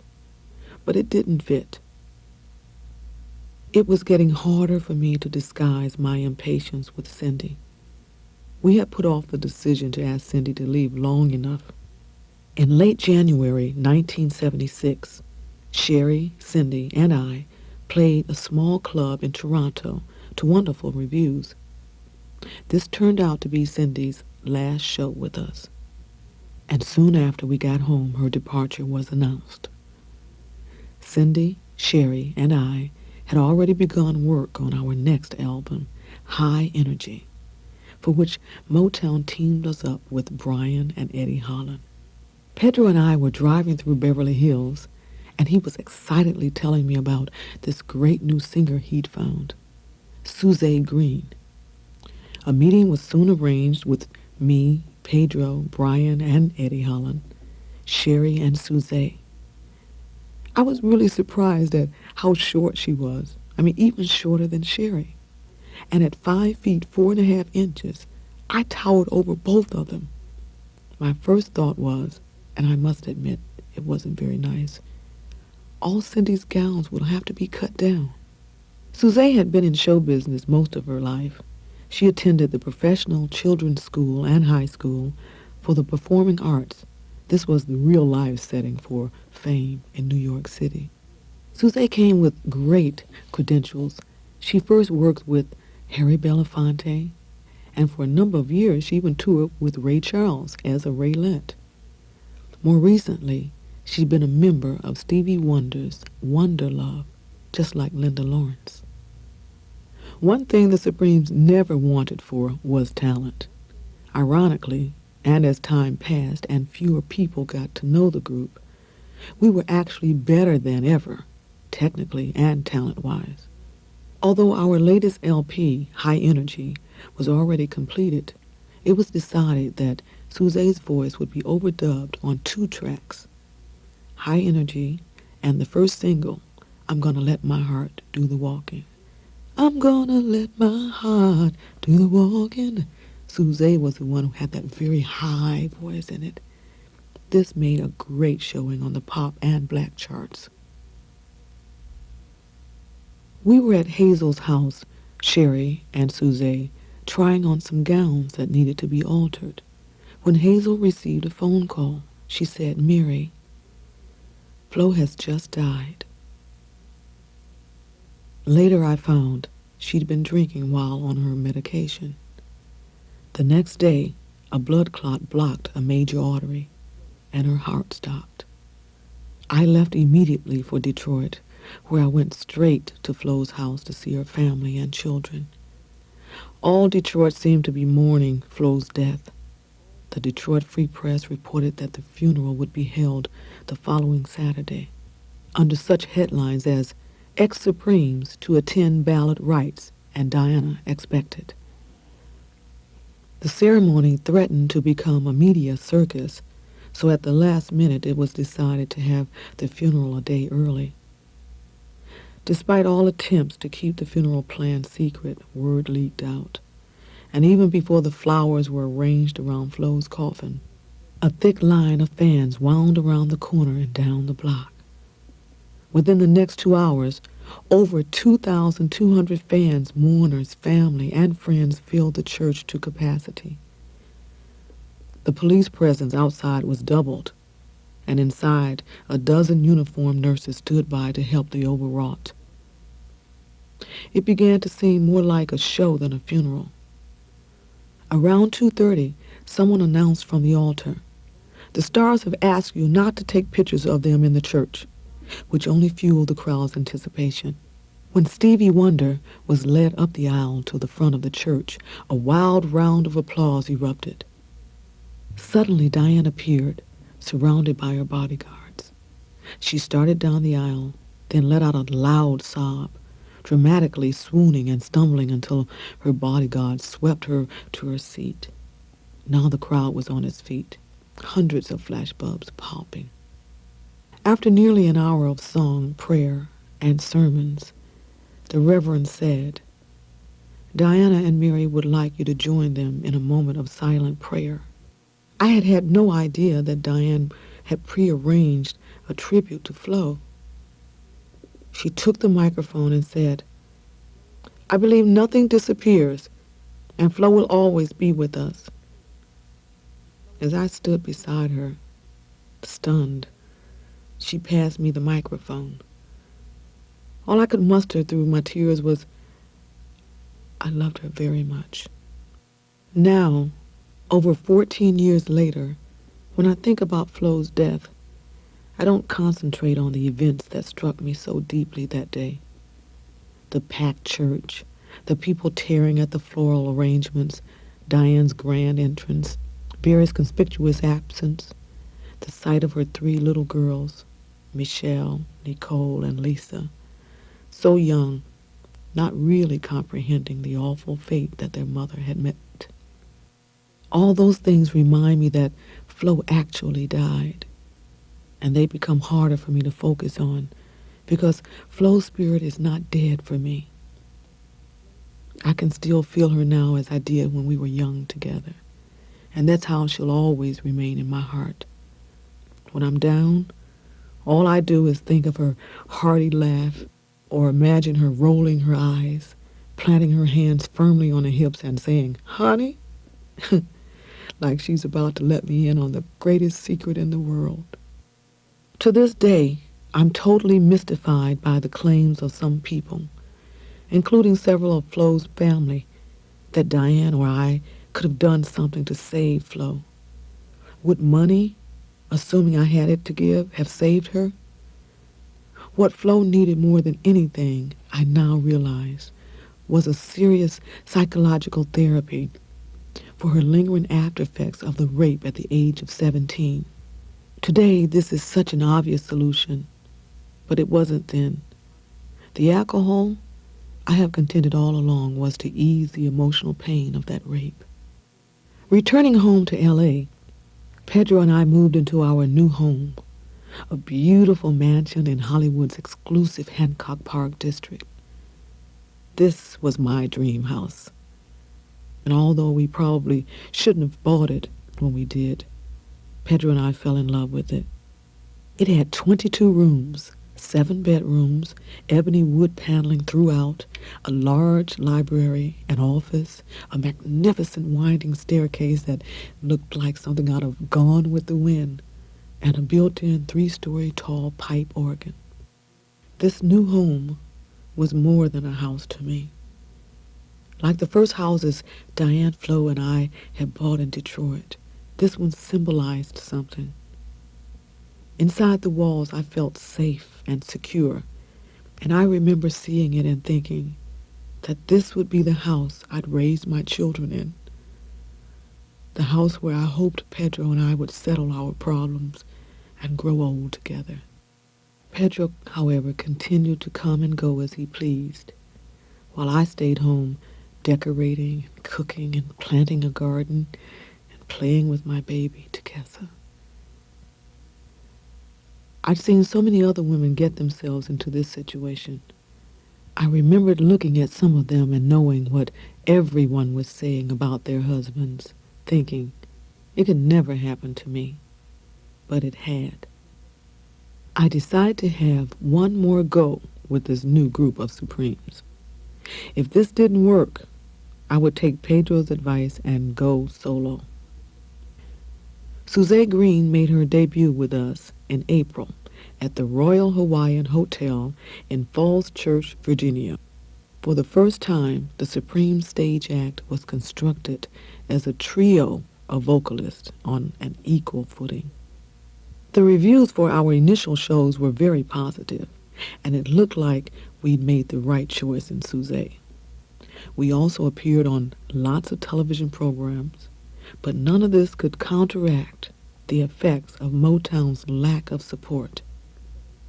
There was again evidence that the label had not supplied review copies of the album and the singles to the industry. In May, we toured England again, then went on to Germany, Italy, and France. English fans and critics who'd found our last tour too Vegas-y loved the new show. Suzette drew notice for her voice, and during a performance in London, her rendition of He Ain't Heavy, He's My Brother got a 5-minute ovation. One of the shows we taped was at the Jazz Festival in Montreux, Switzerland. Right before the taping, I decided I wanted to change my dress, wear something different. The one I put on was a sexy see-through number, covered in all the strategic areas. Nothing outrageous. When Pedro saw it, he exploded. Beating me up and blackening my eye before I went on stage. I tried to cover it up with makeup, and I pretended nothing had happened.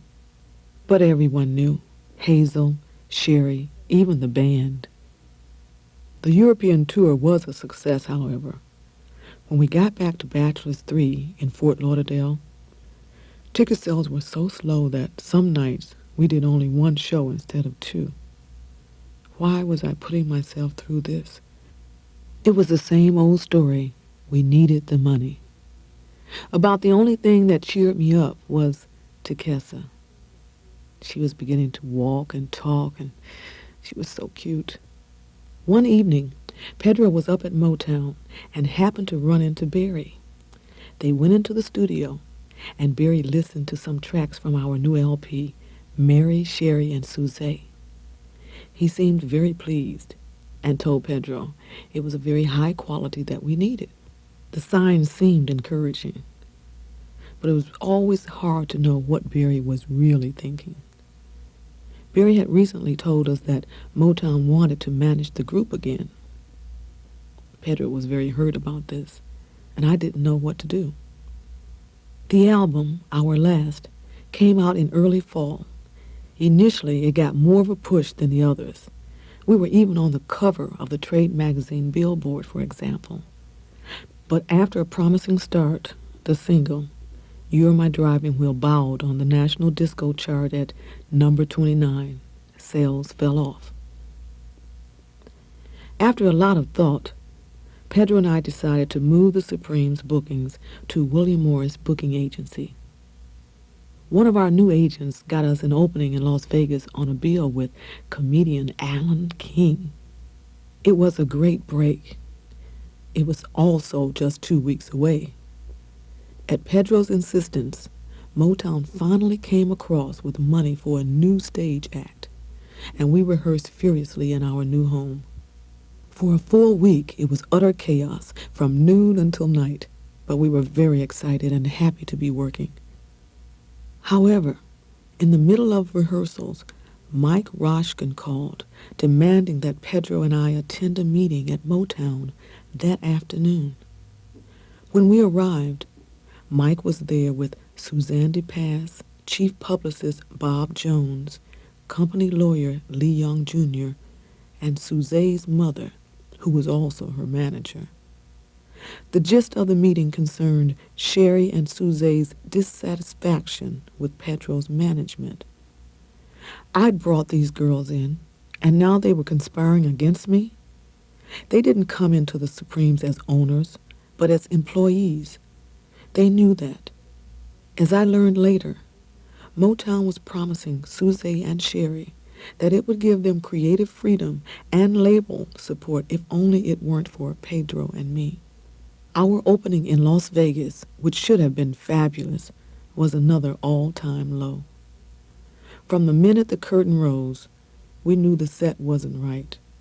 George Faison, our choreographer and director, had to make so many changes in so little time. We looked and felt like amateurs. Then came our medley of Supremes hits, with the three of us in one dress. This was a parody from the Broadway play Hair. Where there should have been laughter, there was stony silence. Once the number ended, we struggled to get out of the one big dress, but we couldn't get it off before the lights came on. What an embarrassment. One night our show was so bad that people got up and walked out in the middle. We had rearranged the hits medley, but it was worse than ever. Pedro came into the dressing room before the second show and announced, "Mary is leaving the group. This is it." Sherry and Suze seemed genuinely shocked. "Mary, is that what you want?" Sherry asked. I think she was trying to see if this was my idea or Pedro's. I told her yes. I was tired of the constant bickering, the pettiness, the embarrassment of it all. The rest of the run, cut short because of poor attendance, just dragged on and on. One bright spot in the show was when, no matter what we did, we received a loud, enthusiastic response from one corner of the room. We had no idea who these rabid fans were until after the show, when the Pointer Sisters came backstage to visit. Now, that's what I call true friends. We spent hours and hours backstage just talking and playing bid whiz and being generally really crazy. We spent most of early 1977 overseas. By late March, we had played places like Germany, El Salvador, San Juan, Mexico, and England. Ironically, our shows were getting better all the time. At last, the contracts were signed for the Supremes' final farewell show, Sunday, June 12, 1977, at the Royal Theatre in London. Soon after, I began to feel really tired all the time. The least bit of excitement, and I'd have to sit down. I'd also noticed that my stomach was getting bigger. At first, I just figured I was eating too much and sleeping too little. I vowed to take better care of myself, not realizing I was pregnant with my second child. Earlier in the year, we had announced in our fan club's monthly newsletter that we would be appearing at one of Richard Nader's oldies shows. This was held at New York City's Madison Square Garden on March 4th, 1977. When first offered the date, I seriously considered what appearing on an oldies but goodies show would mean.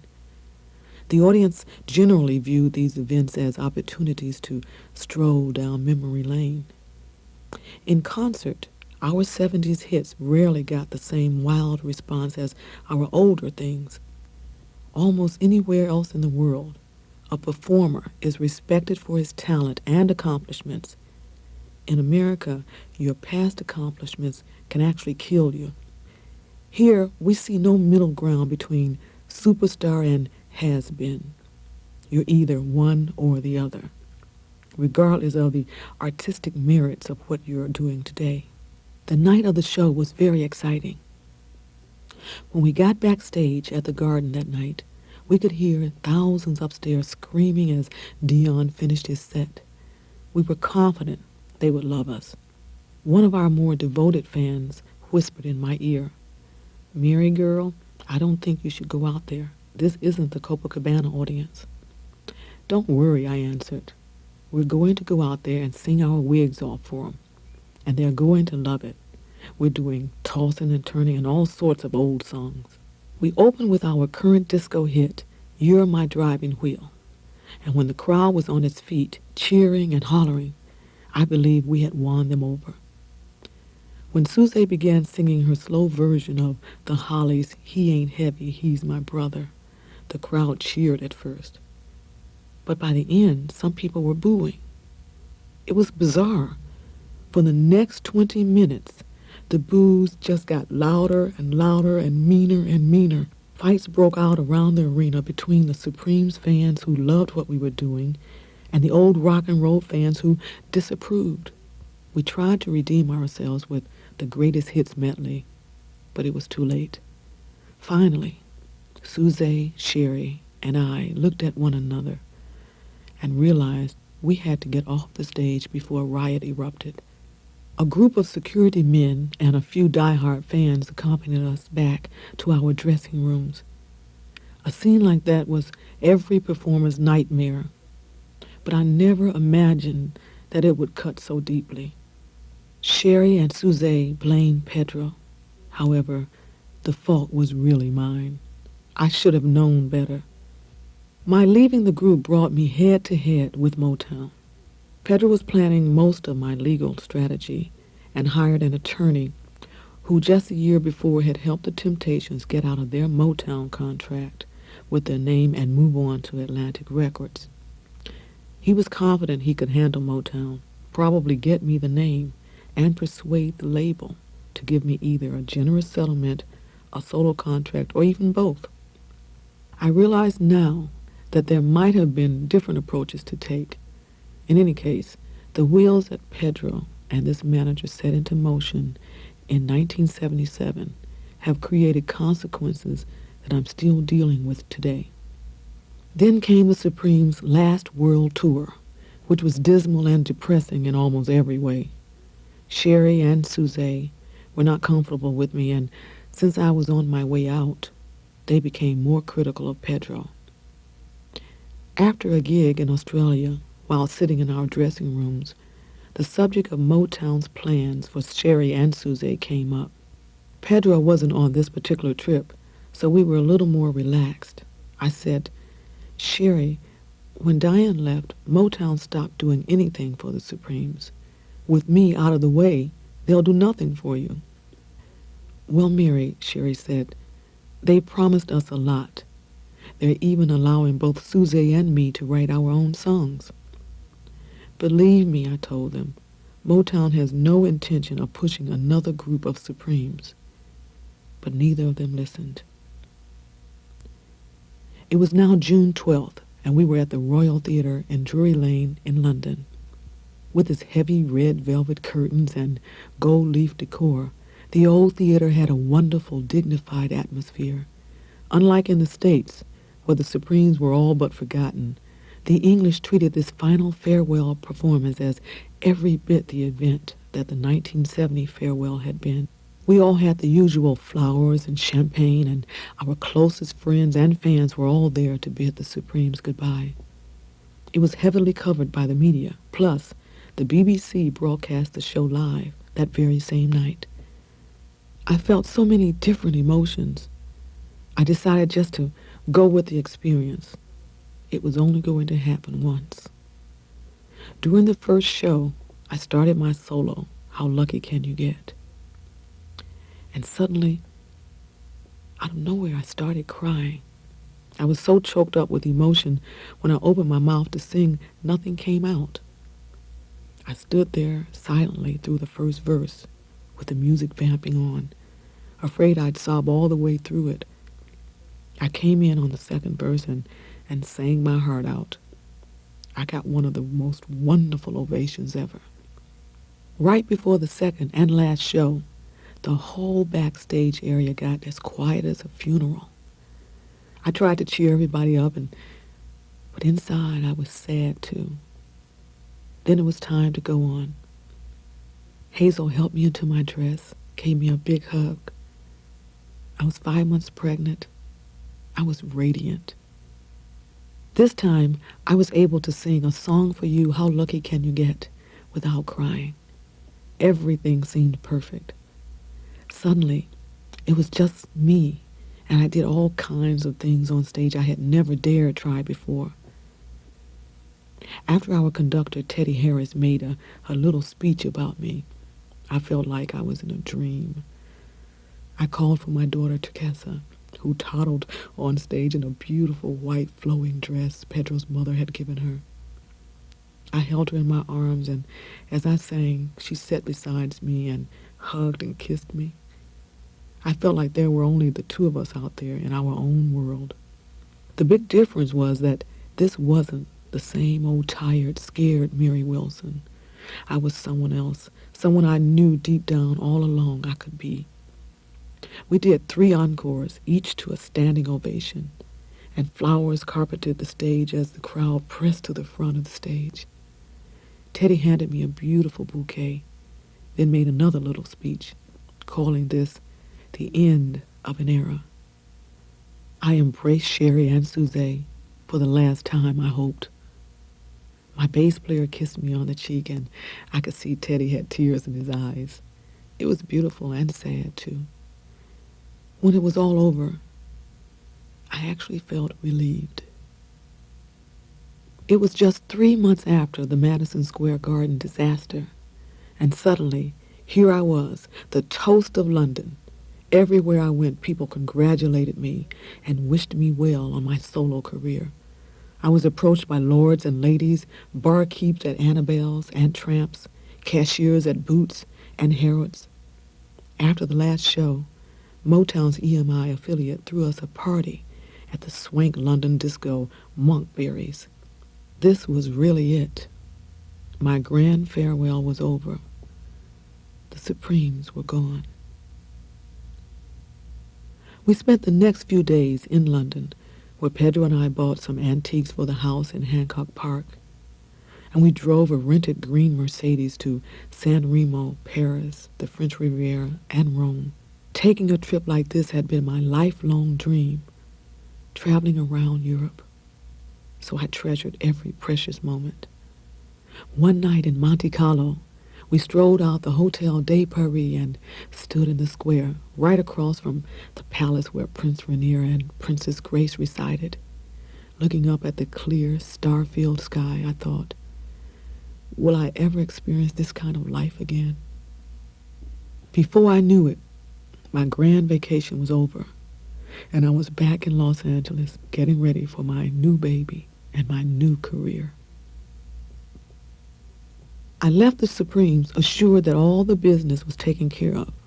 Tours, which had been booked months in advance, were to be handled by Motown and William Morris Agency. However, when our agent informed Pedro and me that some dates in South America had not been canceled, and the new Supremes weren't doing them, we panicked. I felt that if Motown wanted the Supremes to fulfill these previously arranged commitments, it should send the new Supremes, Sherry, Suzette, and the third girl, or come up with another solution. If we didn't fulfill the contracts, we would be sued, I was told. Since we needed the money, I decided to find 2 background singers and get ready to go. I had 2 days. Cindy was really happy to go, bringing her son David along. Through Reggie Wiggins, our former employee, we found a third member, Debbie Sharp. She had sung professionally with Oral Roberts' World Action Singers, so we called her and she was working a temporary job. She auditioned on her lunch hour, and by the time she got off work, she was in. Hazel worked out the myriad details. It would take a miracle to put it all together, but good old Red Haze, as we called her, she really came through.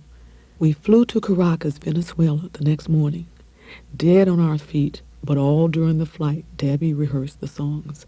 Cindy, Debbie, and I went over our choreography in the airplane's aisles. We arrived in Caracas to find that our gowns hadn't made it and the musicians' charts and music sheets had vanished. Fortunately, they all knew the music and later the gowns did show up, but every moment was nerve-wracking. I was still working on the terms of my new contract with Motown as a soloist.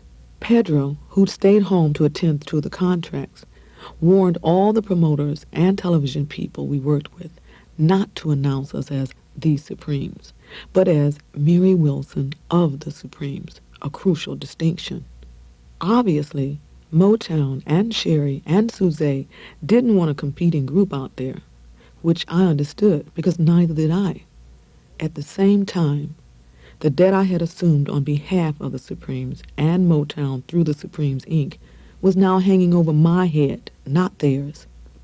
And there was another technicality. Both Cindy and I were still under contract to Motown as Supremes. Confusing? You bet.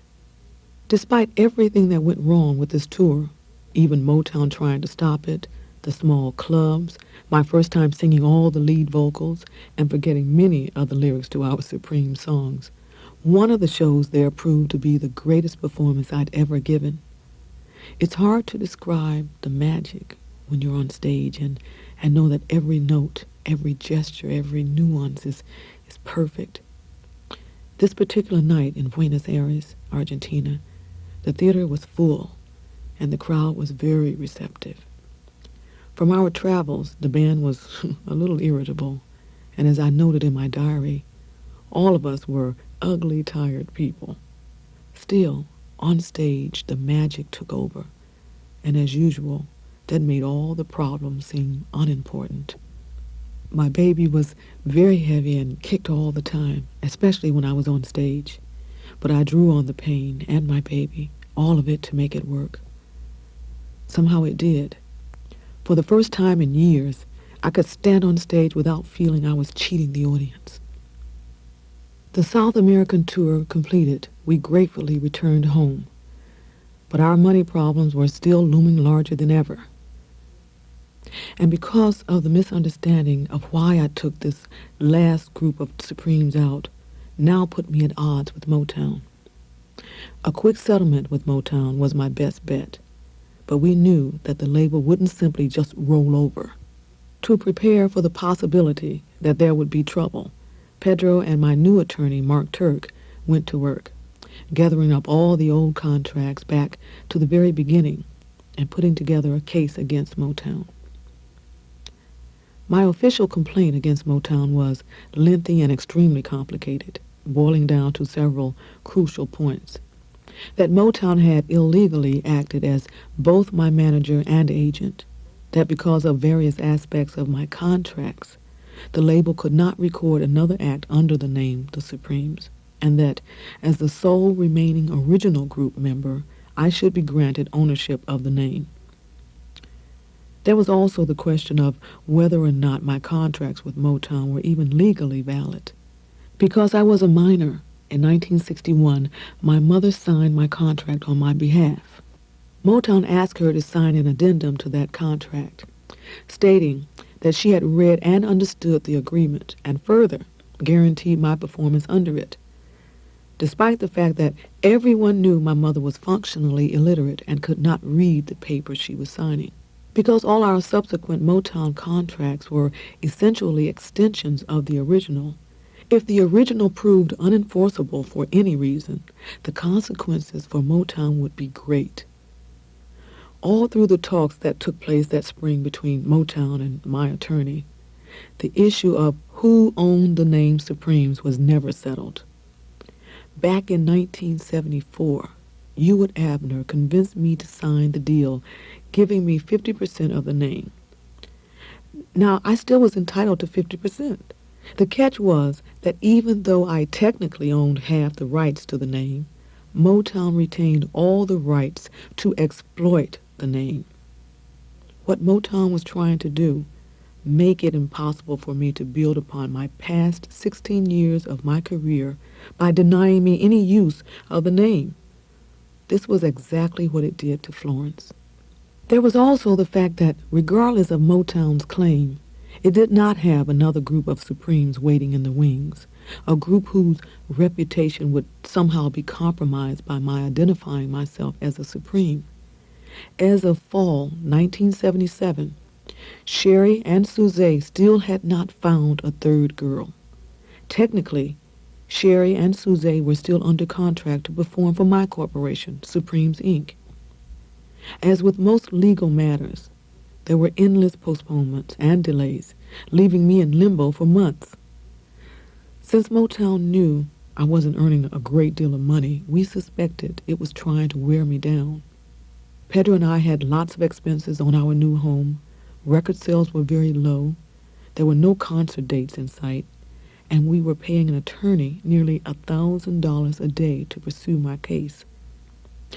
It's very easy for a large corporation like Motown to just drag things along, knowing that eventually you will be bled to death financially by legal fees. In his depression and desperation, Pedro continued spending money, feeling he had failed me and the group. Neither of us could really bear the thought of how far we had fallen. One day my life was working, and I was happy. Now that seemed so long ago, and worse, I knew in my heart that part of it was my fault. I wanted so badly to hate Motown for everything, but I had to face the facts. I was responsible for where I was. I just hadn't had the right advisors, and I didn't have all the answers. Now I was truly paying the price. Once the press began covering the complaint I'd filed against Motown, people I hadn't seen or spoken to in months started popping by. Jean Terrell was the biggest surprise. "It's the right thing to do," she said supportively, "and I'm glad you're doing it." Not long after, I learned that Sherry and Suzette were going to release an LP as a duo. There would be no more Supremes. My prayers had been answered, and I had been right about Motown. On September 29th, 1977, my second child and first son, Pedro Antonio Ferrer, was born. I was overjoyed to have my little son, and yet very sad. Once I regained my health after my second cesarean, I had to get right back to work. While Cindy and Debbie had been great on the South American tour, I needed new girls for my solo act. In the end, I found two wonderful ladies. Karen Jackson, who was to be with me for the next 8 years, worked as a telephone operator and had sung with a few local bands. Karen Ragland was an actress and singer from Virginia. Both were single, attractive, and dedicated. By the time we stepped out, I was a full-fledged soloist, and they were great backups. Dates for my first tour were getting moved around, and some were even canceled as Motown brought its weight to bear on promoters, threatening who knows what if they billed us as the Supremes. It wasn't really hard to imagine Motown killing my solo career if this kept on much longer. As always, my English promoters, Barry and Jenny Marshall, stood by me every step of the way, and we prepared to leave for a year-end tour of Europe. It was early December, around 6 a.m. in the morning, and I was asleep in bed when Pedro came home after being out all night. He opened the bedroom door, then stormed through the large room, looking in the bathroom and in the closets, like he expected to find someone there. As I lay there, taken aback by his bizarre behavior, he came to the bed and suddenly tore the covers off me. "Who is here?" he demanded angrily. His eyes were wild. When I didn't say anything, he grabbed me and pushed me into the bathroom, forcing me to look at myself in the mirror. "Tell me who was here." He slapped me hard across the face, and I felt my eyes swell up immediately. Then I saw the gun. Pedro had kept it in the house for protection. I'd never been more frightened in my life. Yet inside, I was strangely calm. In that split second, I thought about how silly I had been all my life to be so afraid of everything else. After several moments of me insisting that there was no one else there, I saw his face change, and he put the gun away. I said to him then, "You will never find another woman like me." And for the first time in my life, I believed it. After camouflaging my freshly blackened eye with makeup, I went to stay with my mother, now living in Los Angeles. She was sad but asked no questions. In the end, a few days later, I went home and prepared dinner. I just couldn't see how to get away from Pedro without him either hurting or killing me or taking Tessa and Pedrito. And still, Pedro gave me something I needed. I believe that they are teachers, and Pedro was a teacher. I had not learned my lesson yet. Divorce wasn't something I could deal with just then.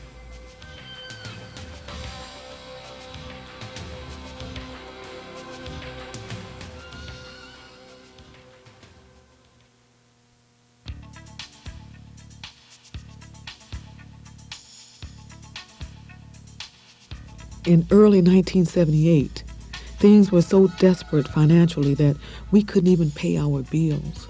Payroll taxes were due, the musicians were again threatening to quit, and everyone wanted a raise. Once again, I was back on the road, working just to pay the bills. The only good thing about all this ridiculous touring was that I was gaining more confidence on stage. Cindy had done a fine job of training both Karens, so we were really ready for our tour of Europe, where we performed at officers' clubs and a lot of swank discos. The tour was supposed to have gone on to England, but Motown squashed that tour and caused a lot of cancellations in several other countries. Each cancellation dealt another financial blow. But fortunately, our loyal staff, Hazel, and many other people who worked with us stayed on. After Europe, we went to Spain. There, an Englishman arrived at our hotel in Madrid with some legal papers. Motown was suing Pedro and me for, among other things, using the name Supremes. We fought, but eventually Motown prevailed, and shows were abruptly canceled. We found out later that Motown's people not only said that we weren't the Supremes, but that I was not the real Mary Wilson. If I had ever wondered how low they might stoop, I now knew. One night in February 1978, I found myself in a 15th century hotel in Wales called the Royal Oak Inn. It was magnificent. It had a roaring fireplace, a pub, and very friendly innkeepers. There, I started writing my first book, DREAMGIRL, My Life as a Supreme. I felt calm and relaxed, and I recall it was sort of a magical place. There I had a brief respite from Pedro, which I really needed. I began to fear him more and more.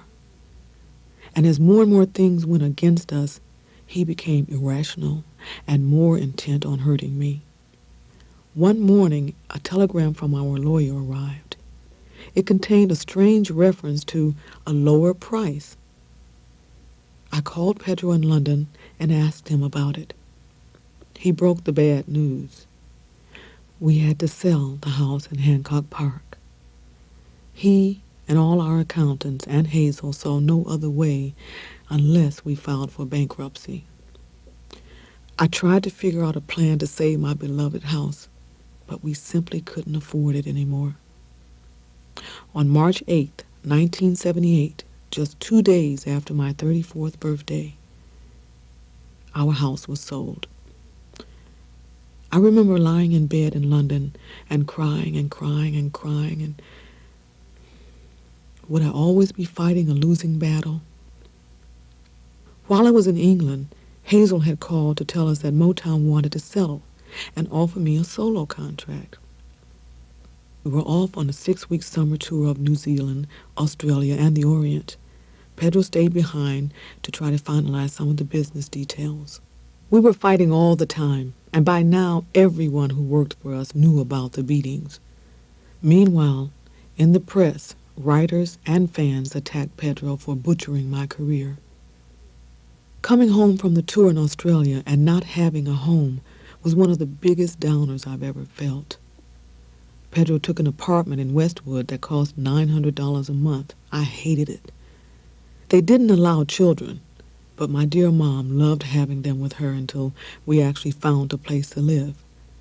I stayed many nights at Mom's as Pedro and I started having a lot of terrible fights.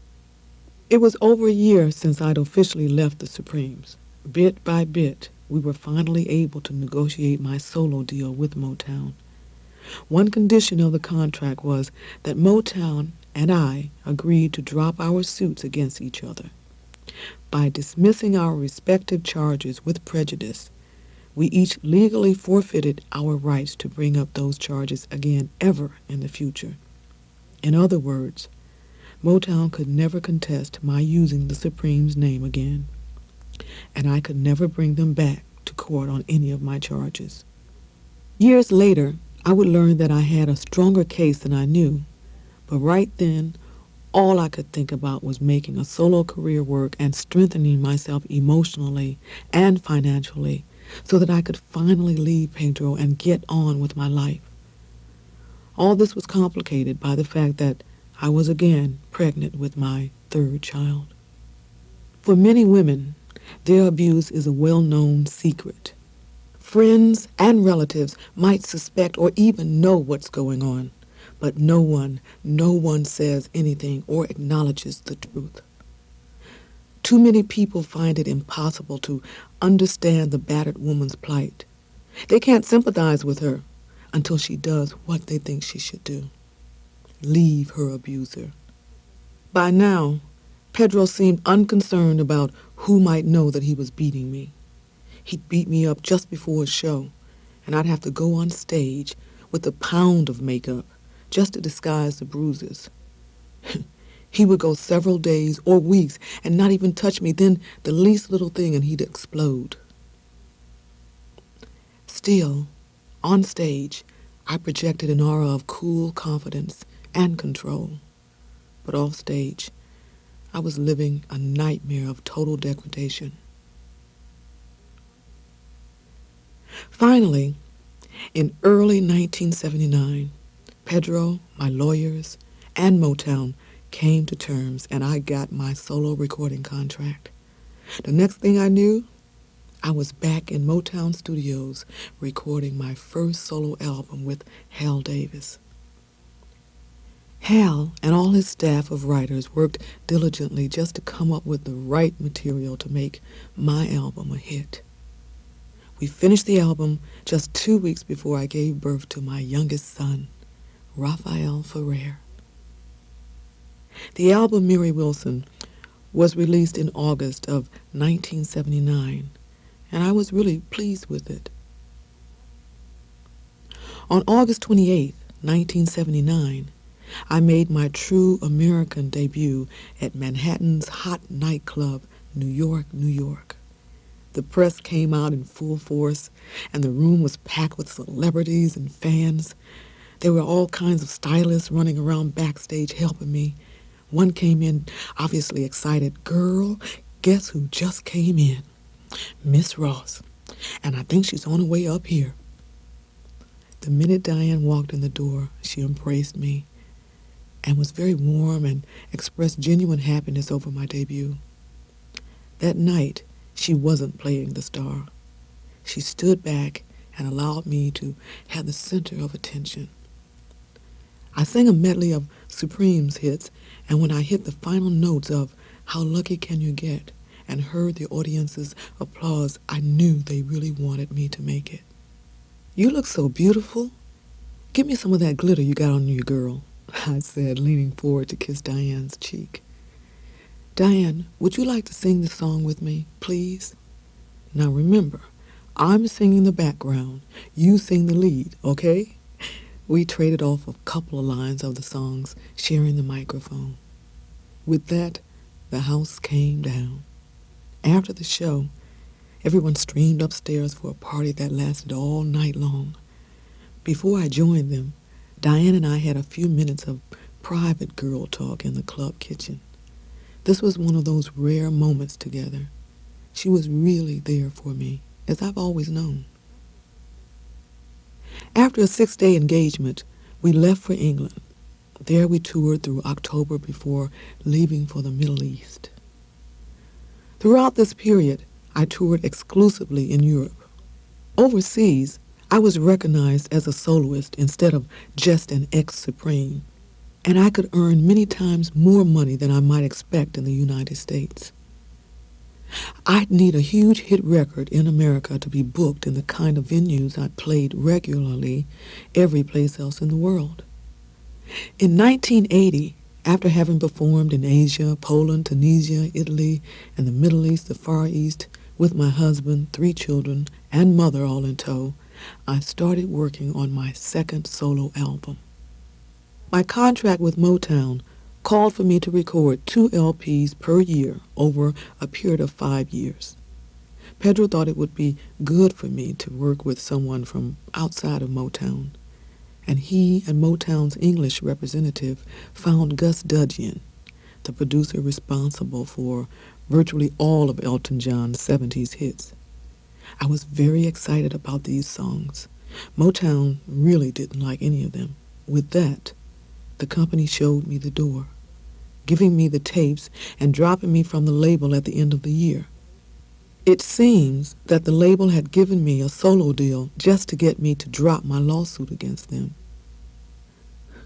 Leaving Motown was one of the saddest events in my life, even though I had long since ceased being a member of the Motown family.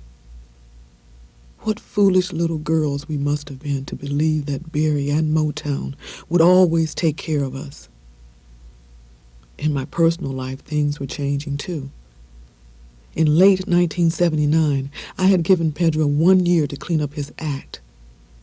He made some attempts to change, but he couldn't. Throughout 1980, the abuse continued and his violent sexual aggression became unbearable. I knew that if I could just hold on a few more weeks, it would soon be over. The sheriff was going to serve Pedro with divorce papers on New Year's Day, 1981. The week before, Pedro had again beat me up so badly that my face was bruised and swollen beyond recognition. In fact, I couldn't even leave the house. When little Pedrito first saw me, he exclaimed, "Mommy, do you know who you look like?" "No, honey," I replied. "The Incredible Hulk. Mommy, you look just like the Incredible Hulk." Despite everything, I had to laugh. We both looked at my face in the mirror and the baby was right. I mean, it was horrible. When on New Year's Day, I heard a knock at the door. I stood in another room, half relieved, half terrified. Pedro said nothing until the sheriff left. I stood tense, waiting. "Get out," he shouted. I had started to gather up the children when he stopped me. No, you're not taking my children," he said. I panicked, and I started crying. Then I thought for a moment. Pedro wasn't the kind of man to change his ways for his children, though he loved them very much. I called my sister Catherine to come and get me. It killed me to see my 3 babies standing against a sliding glass door, waving, "Bye-bye, Mommy," crying. I got into the car, hoping and praying that I was right. I was with my mother only a few days before Pedro returned the children to me. It was one of the happiest moments of my life. Despite everything, I felt like the luckiest person alive. From that point on, I was really on my own. Now that I had filed for divorce, I needed a home for me and my children. I had to come up with a down payment on the house, which I was buying from my friend Margie. This was a dilemma because all my cash was tied up in my marriage. I didn't want to stay in my mother's house for the rest of my life, so I tried to come up with a plan. When Mom said, "Why don't you just call Diane and ask her to loan you the money?" I thought to myself, why not? I was damn lucky to have a friend like Diane whom I could call at a moment like this. My timing was perfect. Diane was playing at Caesar's Palace in Las Vegas. So I picked up the phone and I told her that I really needed to talk to her. We made plans for me to come to Vegas and talk one night after her show. She agreed to give me the loan, and over the next 2 years I repaid the loan with interest as she had requested. My marriage over, I turned my full attention to my career and my children. Without a record label and with the family to support, I was back working all over the world. My new backup singers now were Gloria Scott and Karen Jackson. Karen Jackson was one of my most faithful background singers. In fact, she reminded me of myself when I was a young Supreme. Several others came and went over the years, including Robin Alexander, Debbie Crofton. Teddy Harris stayed with me, as did bassist Duke Billingsley and drummer Jerome Spearman. I've always appreciated their loyalty. In fact, it made my job a lot easier. When I saw Michael Bennett's Broadway play, Dreamgirls, I had no doubt that it was based on the Supremes. I sat motionless as I watched our life story unfold on stage. I loved the play, which I've now seen over 9 times. Around this time, someone at Motown figured that it would be a good idea to get the Supremes back together. Suzanne DePass and I talked about Motown's plans for a possible Supremes reunion. There was never any plan to ask Diane to join. It was out of the question. If the group reformed, it would be Cindy, Sherry, and me. However, this never materialized. The Motown-produced television special Motown 25th, Yesterday, Today, and Forever, taped in April 1983, was a once-in-a-lifetime event. Billed as the night everyone came back, it was truly magical. The show's most talked about and eagerly anticipated event was a promised Supremes reunion. It would be our first appearance together in over 13 years. This event was a big feather in Suzanne DePass's cap because she had done the impossible, coaxed dozens of acts to return to Motown, even those such as Marvin Gaye, the Jacksons, Michael Jackson, Mary Wells, the Four Tops, the Temptations, Diane, and I, who had at one time or another left the label. The details were finally settled. When I arrived at the Pasadena Civic Center for a brief rehearsal that day, Diane greeted both Cindy and me with a cocktail party hug and quick pecks on the cheeks. For the rest of the evening, Cindy and I might as well have been invisible. But because we had not had lots of time together, she and I found a few minutes to go over a few of the final details of our performance. I was given a brief speech saluting Motown's musicians and songwriters. The minute I read the self-serving text prepared for me, I knew what I had to do. With the help of my friend Jim Lobes, I had to write my own. The taping began, and the show was magnificent. Marvin, in his last major television appearance of his life, was inspiring. The temps and the tops were fantastic together, and Michael Jackson brought down the house with Billie Jean. For my speech, I wore a tight black dress that glittered with long silver beads designed by Tony Chase, and ignoring the teleprompter, I ad-libbed my own heartfelt message. I couldn't be here tonight without mentioning some of the people who are not with us, I began, and then named Paul Williams of the Temptations, Barry's parents, Mom and Pops Gordy, and of course Flo. My speech was directly from the heart, and I received a thunderous round of applause. Before the last number, our final reunion, I took Cindy aside and said, "Remember, this is our reunion, and for once, all three of us are going to get an equal play. If Diane takes a step forward, we step forward as well." While I was waiting in the wings, Diane started her song, "Ain't No Mountain High Enough," and then went directly into our number, "Someday We'll Be Together." She called, "Mary, Cindy," as if wondering where we were. Cindy entered from stage right to a huge round of applause, and then I let her get to the middle before making my entrance. When Diane announced, "This is Cindy Birdsong," I did my proud Brewster Project struts, and she says, "That's Mary Wilson." The crowd went crazy. At last, the Supremes were together on stage again. I never knew I could be so happy and so proud and thrilled. And then, attempting to distance herself from us, she took 2 steps closer to the audience. As agreed, Cindy and I stepped 2 paces forward, too. Diane again moved forward. We followed, never a single inch behind her. The 3rd time it happened, Diane turned and forcefully shoved me aside. The audience gasped, appalled. Diane's eyes widened in shock at the realization that I wasn't about to back down, and that all these people had just witnessed her little tantrum. She got so flustered she lost her place in the song.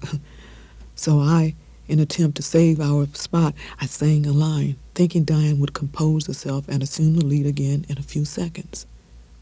While I kept singing the lead, she proceeded to talk to Barry, who was out in the audience, and entreated him to join us on stage.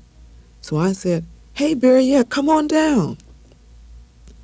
I said all this while the music was still going on. With that comment, Diane grabbed my hand and pushed the microphone away from my face. "It's been taken care of," she said. The audience gasped, and I was told later that Suzanne DePaz panicked and had to send Smokey Robinson out to diffuse the crisis. In seconds, the stage was completely filled with all the other artists, and the Supremes' reunion was over. Diane had given the media that catfight they were praying for, and they licked their collective chops in delight. I have never been so mad at her in my entire life. Just about 10 seconds of "Someday We'll Be Together" was snipped out of the special, and they billed this debacle as the reunion of the Supremes. What a sad travesty. To further get my goat, they also scissored out my entire speech.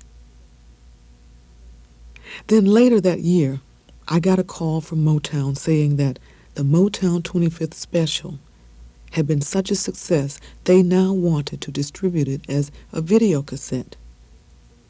At first I was excited. That would be great. They wanted me, however, to sign a release with a favored nation clause, meaning that all the artists would get a minimum scale for their appearances, plus a tiny percentage. The original performance had been a charity event to raise money for sickle cell anemia, not Motown. Doing a TV special is one thing, but putting out a video for profit is another. I felt the artists, as well as Motown, should profit. After all, it was we who had donated our services. I said I wanted to renegotiate my agreement for the video. They flat out refused. Naturally, I sued them, and they in turn countersued me. After having spent 2 decades of being a Supreme, I was now a free person to do as I wished, and the 1980s found me constantly working, doing all sorts of wonderful new things, performing, auditioning for Broadway parts, and expanding into other areas. That summer, I sang the national anthem in the Disney film Tiger Town, starring Roy Scheider. And also, at the suggestion of my good friend Bill Cosby, whom I had opened for in Lake Tahoe, I auditioned for the part of his wife on The Cosby Show. This was also a time where I donated a lot of my services to charities. As always, I took part in celebrity charity events.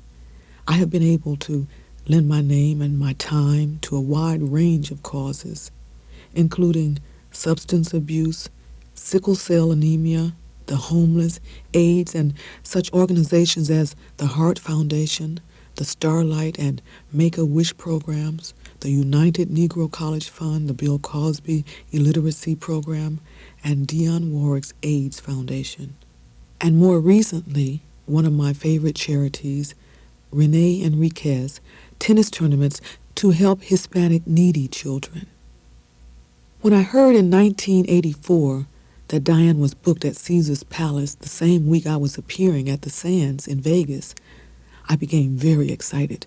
Her name loomed above the Vegas Strip in huge letters on her hotel's neon marquee, and my name topped the massive marquee at my hotel. Mary Wilson, now appearing at the Sands. I was Mary Wilson, headliner. Diane and I had had no contact since the Motown 25th special. In fact, our relationship had run hot and cold over the years, and I never knew what to expect. As odd as it might sound to most people, though, I still love her. She and Flo will always have a special place in my heart, regardless of the appearances. One night, however, I said to my friends, John Christie and Tony, "What the hell? Why don't we just go on over to the Caesars and see what's happening?" We were walking from my dressing room to the casino when I heard, "Mary! Mary!" It was Diane on her way to see me. We embraced, and she said that she and her dad, Mr. Ross, and a friend of hers were on their way to a club restaurant that Dionne Warwick owned, and would I like to join her? My 2 friends and I went along and had a wonderful evening. When the evening was over, Diane and her father got into her limo while John and I rode to the Sands with her friend, the car dealer, in his car. That was the last time Diane and I were together as friends. Shortly after this friendly evening, Diane apparently decided, long before my book DREAMGIRL came out, that somehow I was her rival. In 1985, Motown produced a television special, Motown Returns to the Apollo, a tribute to all the Motown and other R&B acts who'd performed there over the years. The Supremes had played the Apollo many times. Smokey Robinson, Martha and the Vandellas, Stevie Wonder, the Four Tops, and Diane were all invited back by Motown to relive the old days. I, however, was not. I guess it was because of my behavior during the Motown 25th. I attended as a paying guest, and when Bill Cosby, the evening's master of ceremonies, spotted me, he said, "What are you doing sitting down there? You should be up here." Later in the show, Bill introduced Stevie Wonder. He was performing his new single, Part-Time Lover. Also, he was backed by what they called an all-star backup group, the Four Tops, Smokey, and his background singers, plus Boy George was also singing the duet. Bill looked out over the audience and asked, "Are there any more background singers out there?" As I was sitting in the front row, he said, "How about you?" He came down and helped me on stage during one of the commercial breaks. There I joined the other groups. When it was over, one of the tops escorted me back to my seat. Of course, except for a teeny glimpse of my face that couldn't be edited out, none of this appeared in the final show. A friend of mine who works at Motown told me that they were going crazy trying to edit me out altogether. I wish I could have been there. One thing that has kept me going is knowing that there are people around the world who love the Supremes, and me, and Diane and Flo.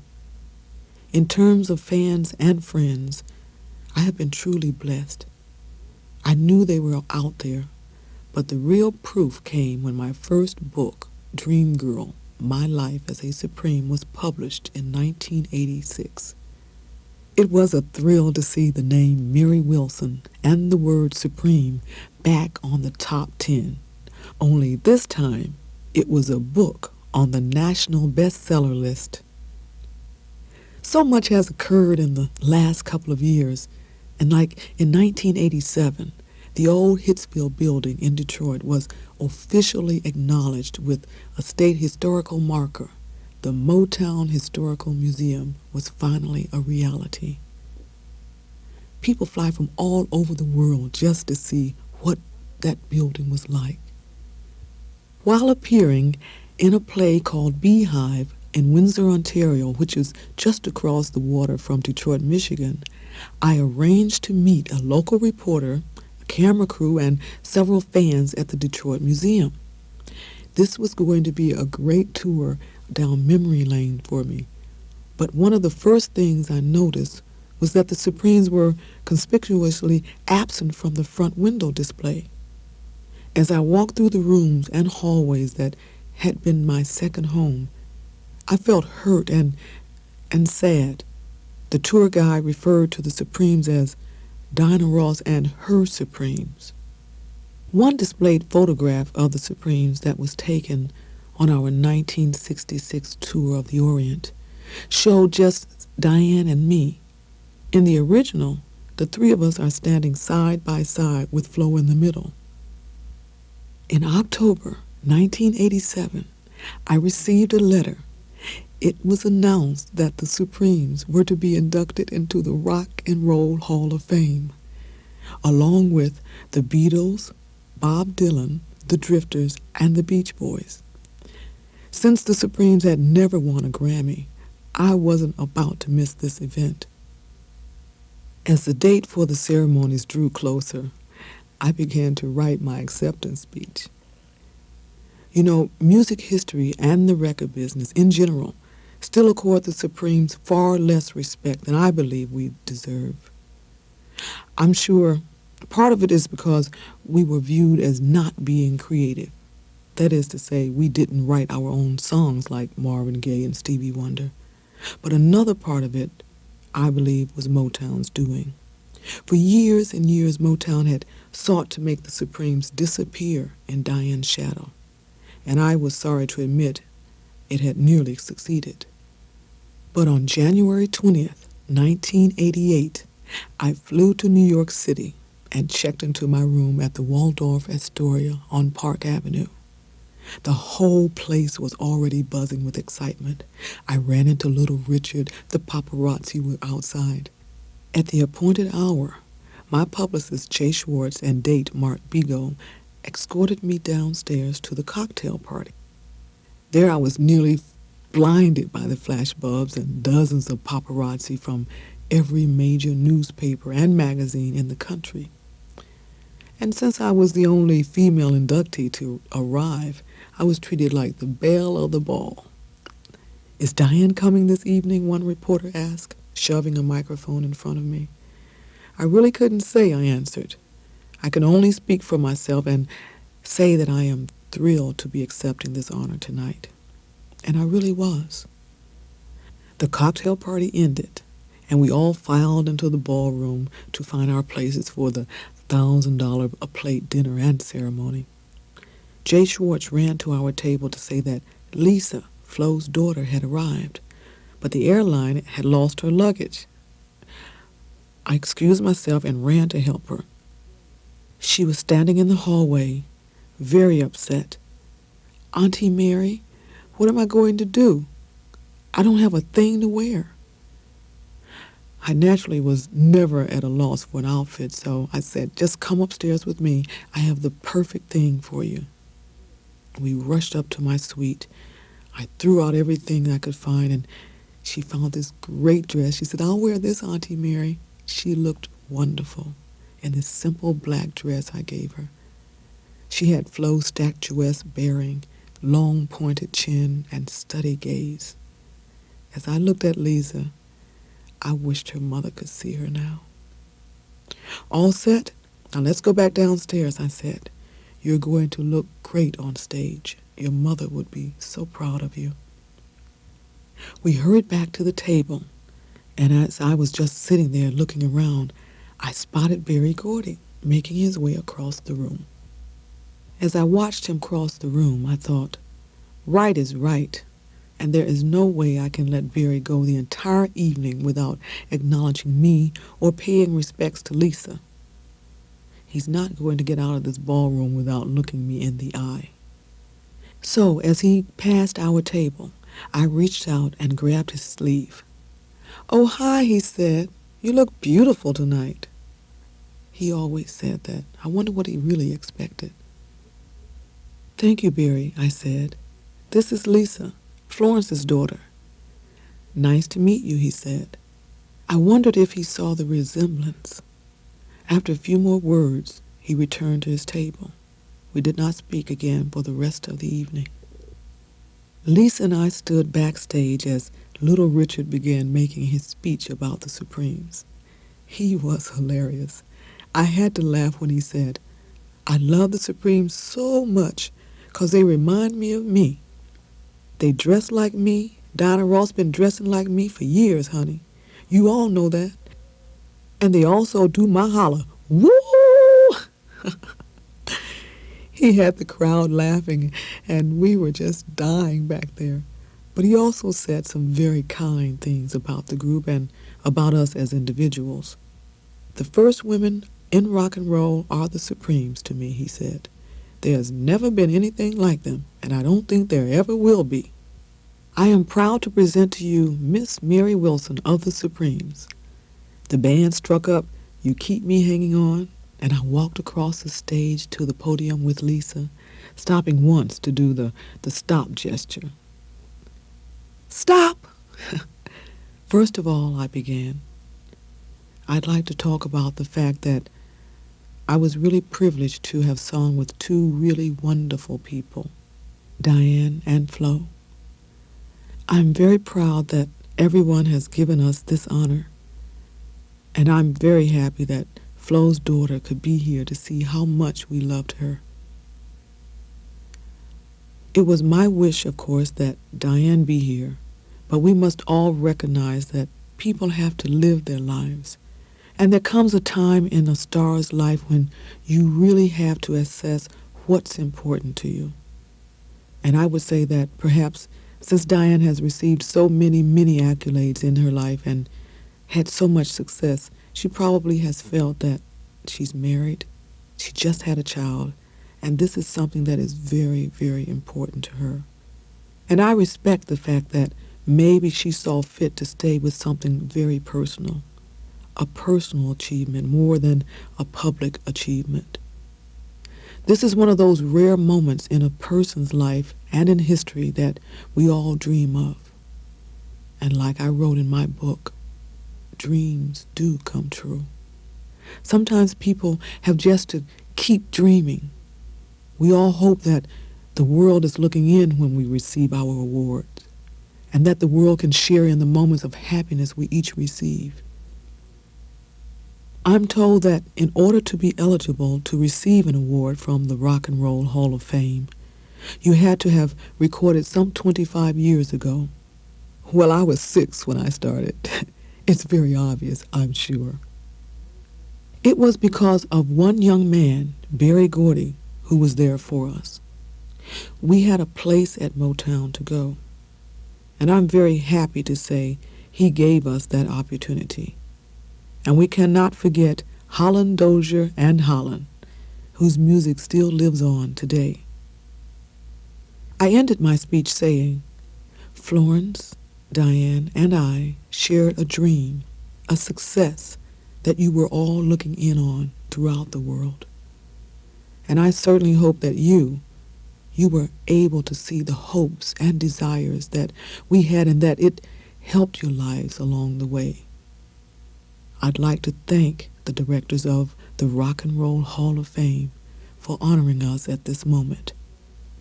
And we can all remember that rock and roll will never die as long as we the people, the artists, are out there to make it. I thank you very much. Lisa spoke softly but with such dignity, saying, I would like to say that I'm very pleased to be here tonight representing my mother. I'd like to thank the Rock and Roll Hall of Fame for inducting my mother. Thank you. She was a doll. The photographers all went wild as we posed for photographs with Little Richard and Atlantic Records chairman Edmund Edigan. Then everyone sat down for the final induction, the Beatles. After that began a large and initially unorganized jam session. Among the dozens of people on stage, in addition to the inductees, were Elton John, Billy Joel, Mick Jagger, Bruce Springsteen, Neil Young, Nile Rodgers, Jeff Beck, Peter Wolf, Dave Edmunds, and Julian Lennon.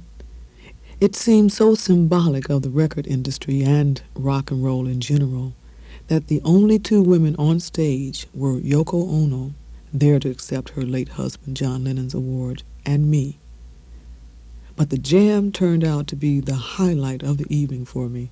I sang "Stop in the Name of Love" with Benny King, and Yoko helping on background vocals was hilarious. I got her to join me in our traffic cop stop choreography, making her a supreme for the night. She was terrific.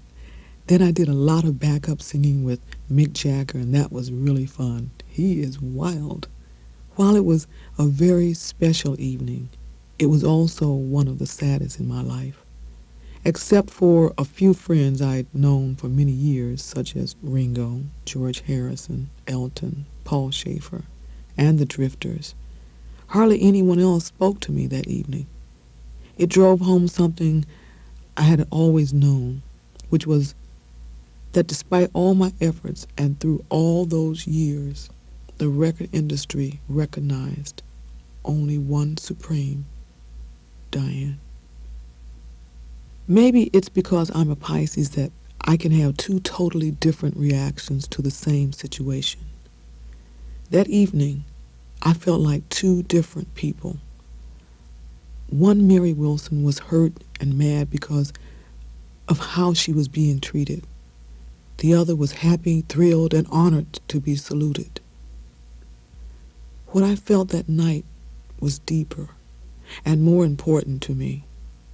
It had taken me a lifetime, but I finally knew in my heart that no one could make me feel less than I was. Whatever hurt I'd felt, I acknowledged and accepted. The difference between it and so much of my life before was that I didn't let it push me or frighten me now. I now knew who I was and what I'd done, and at last I could honestly say that was all that mattered.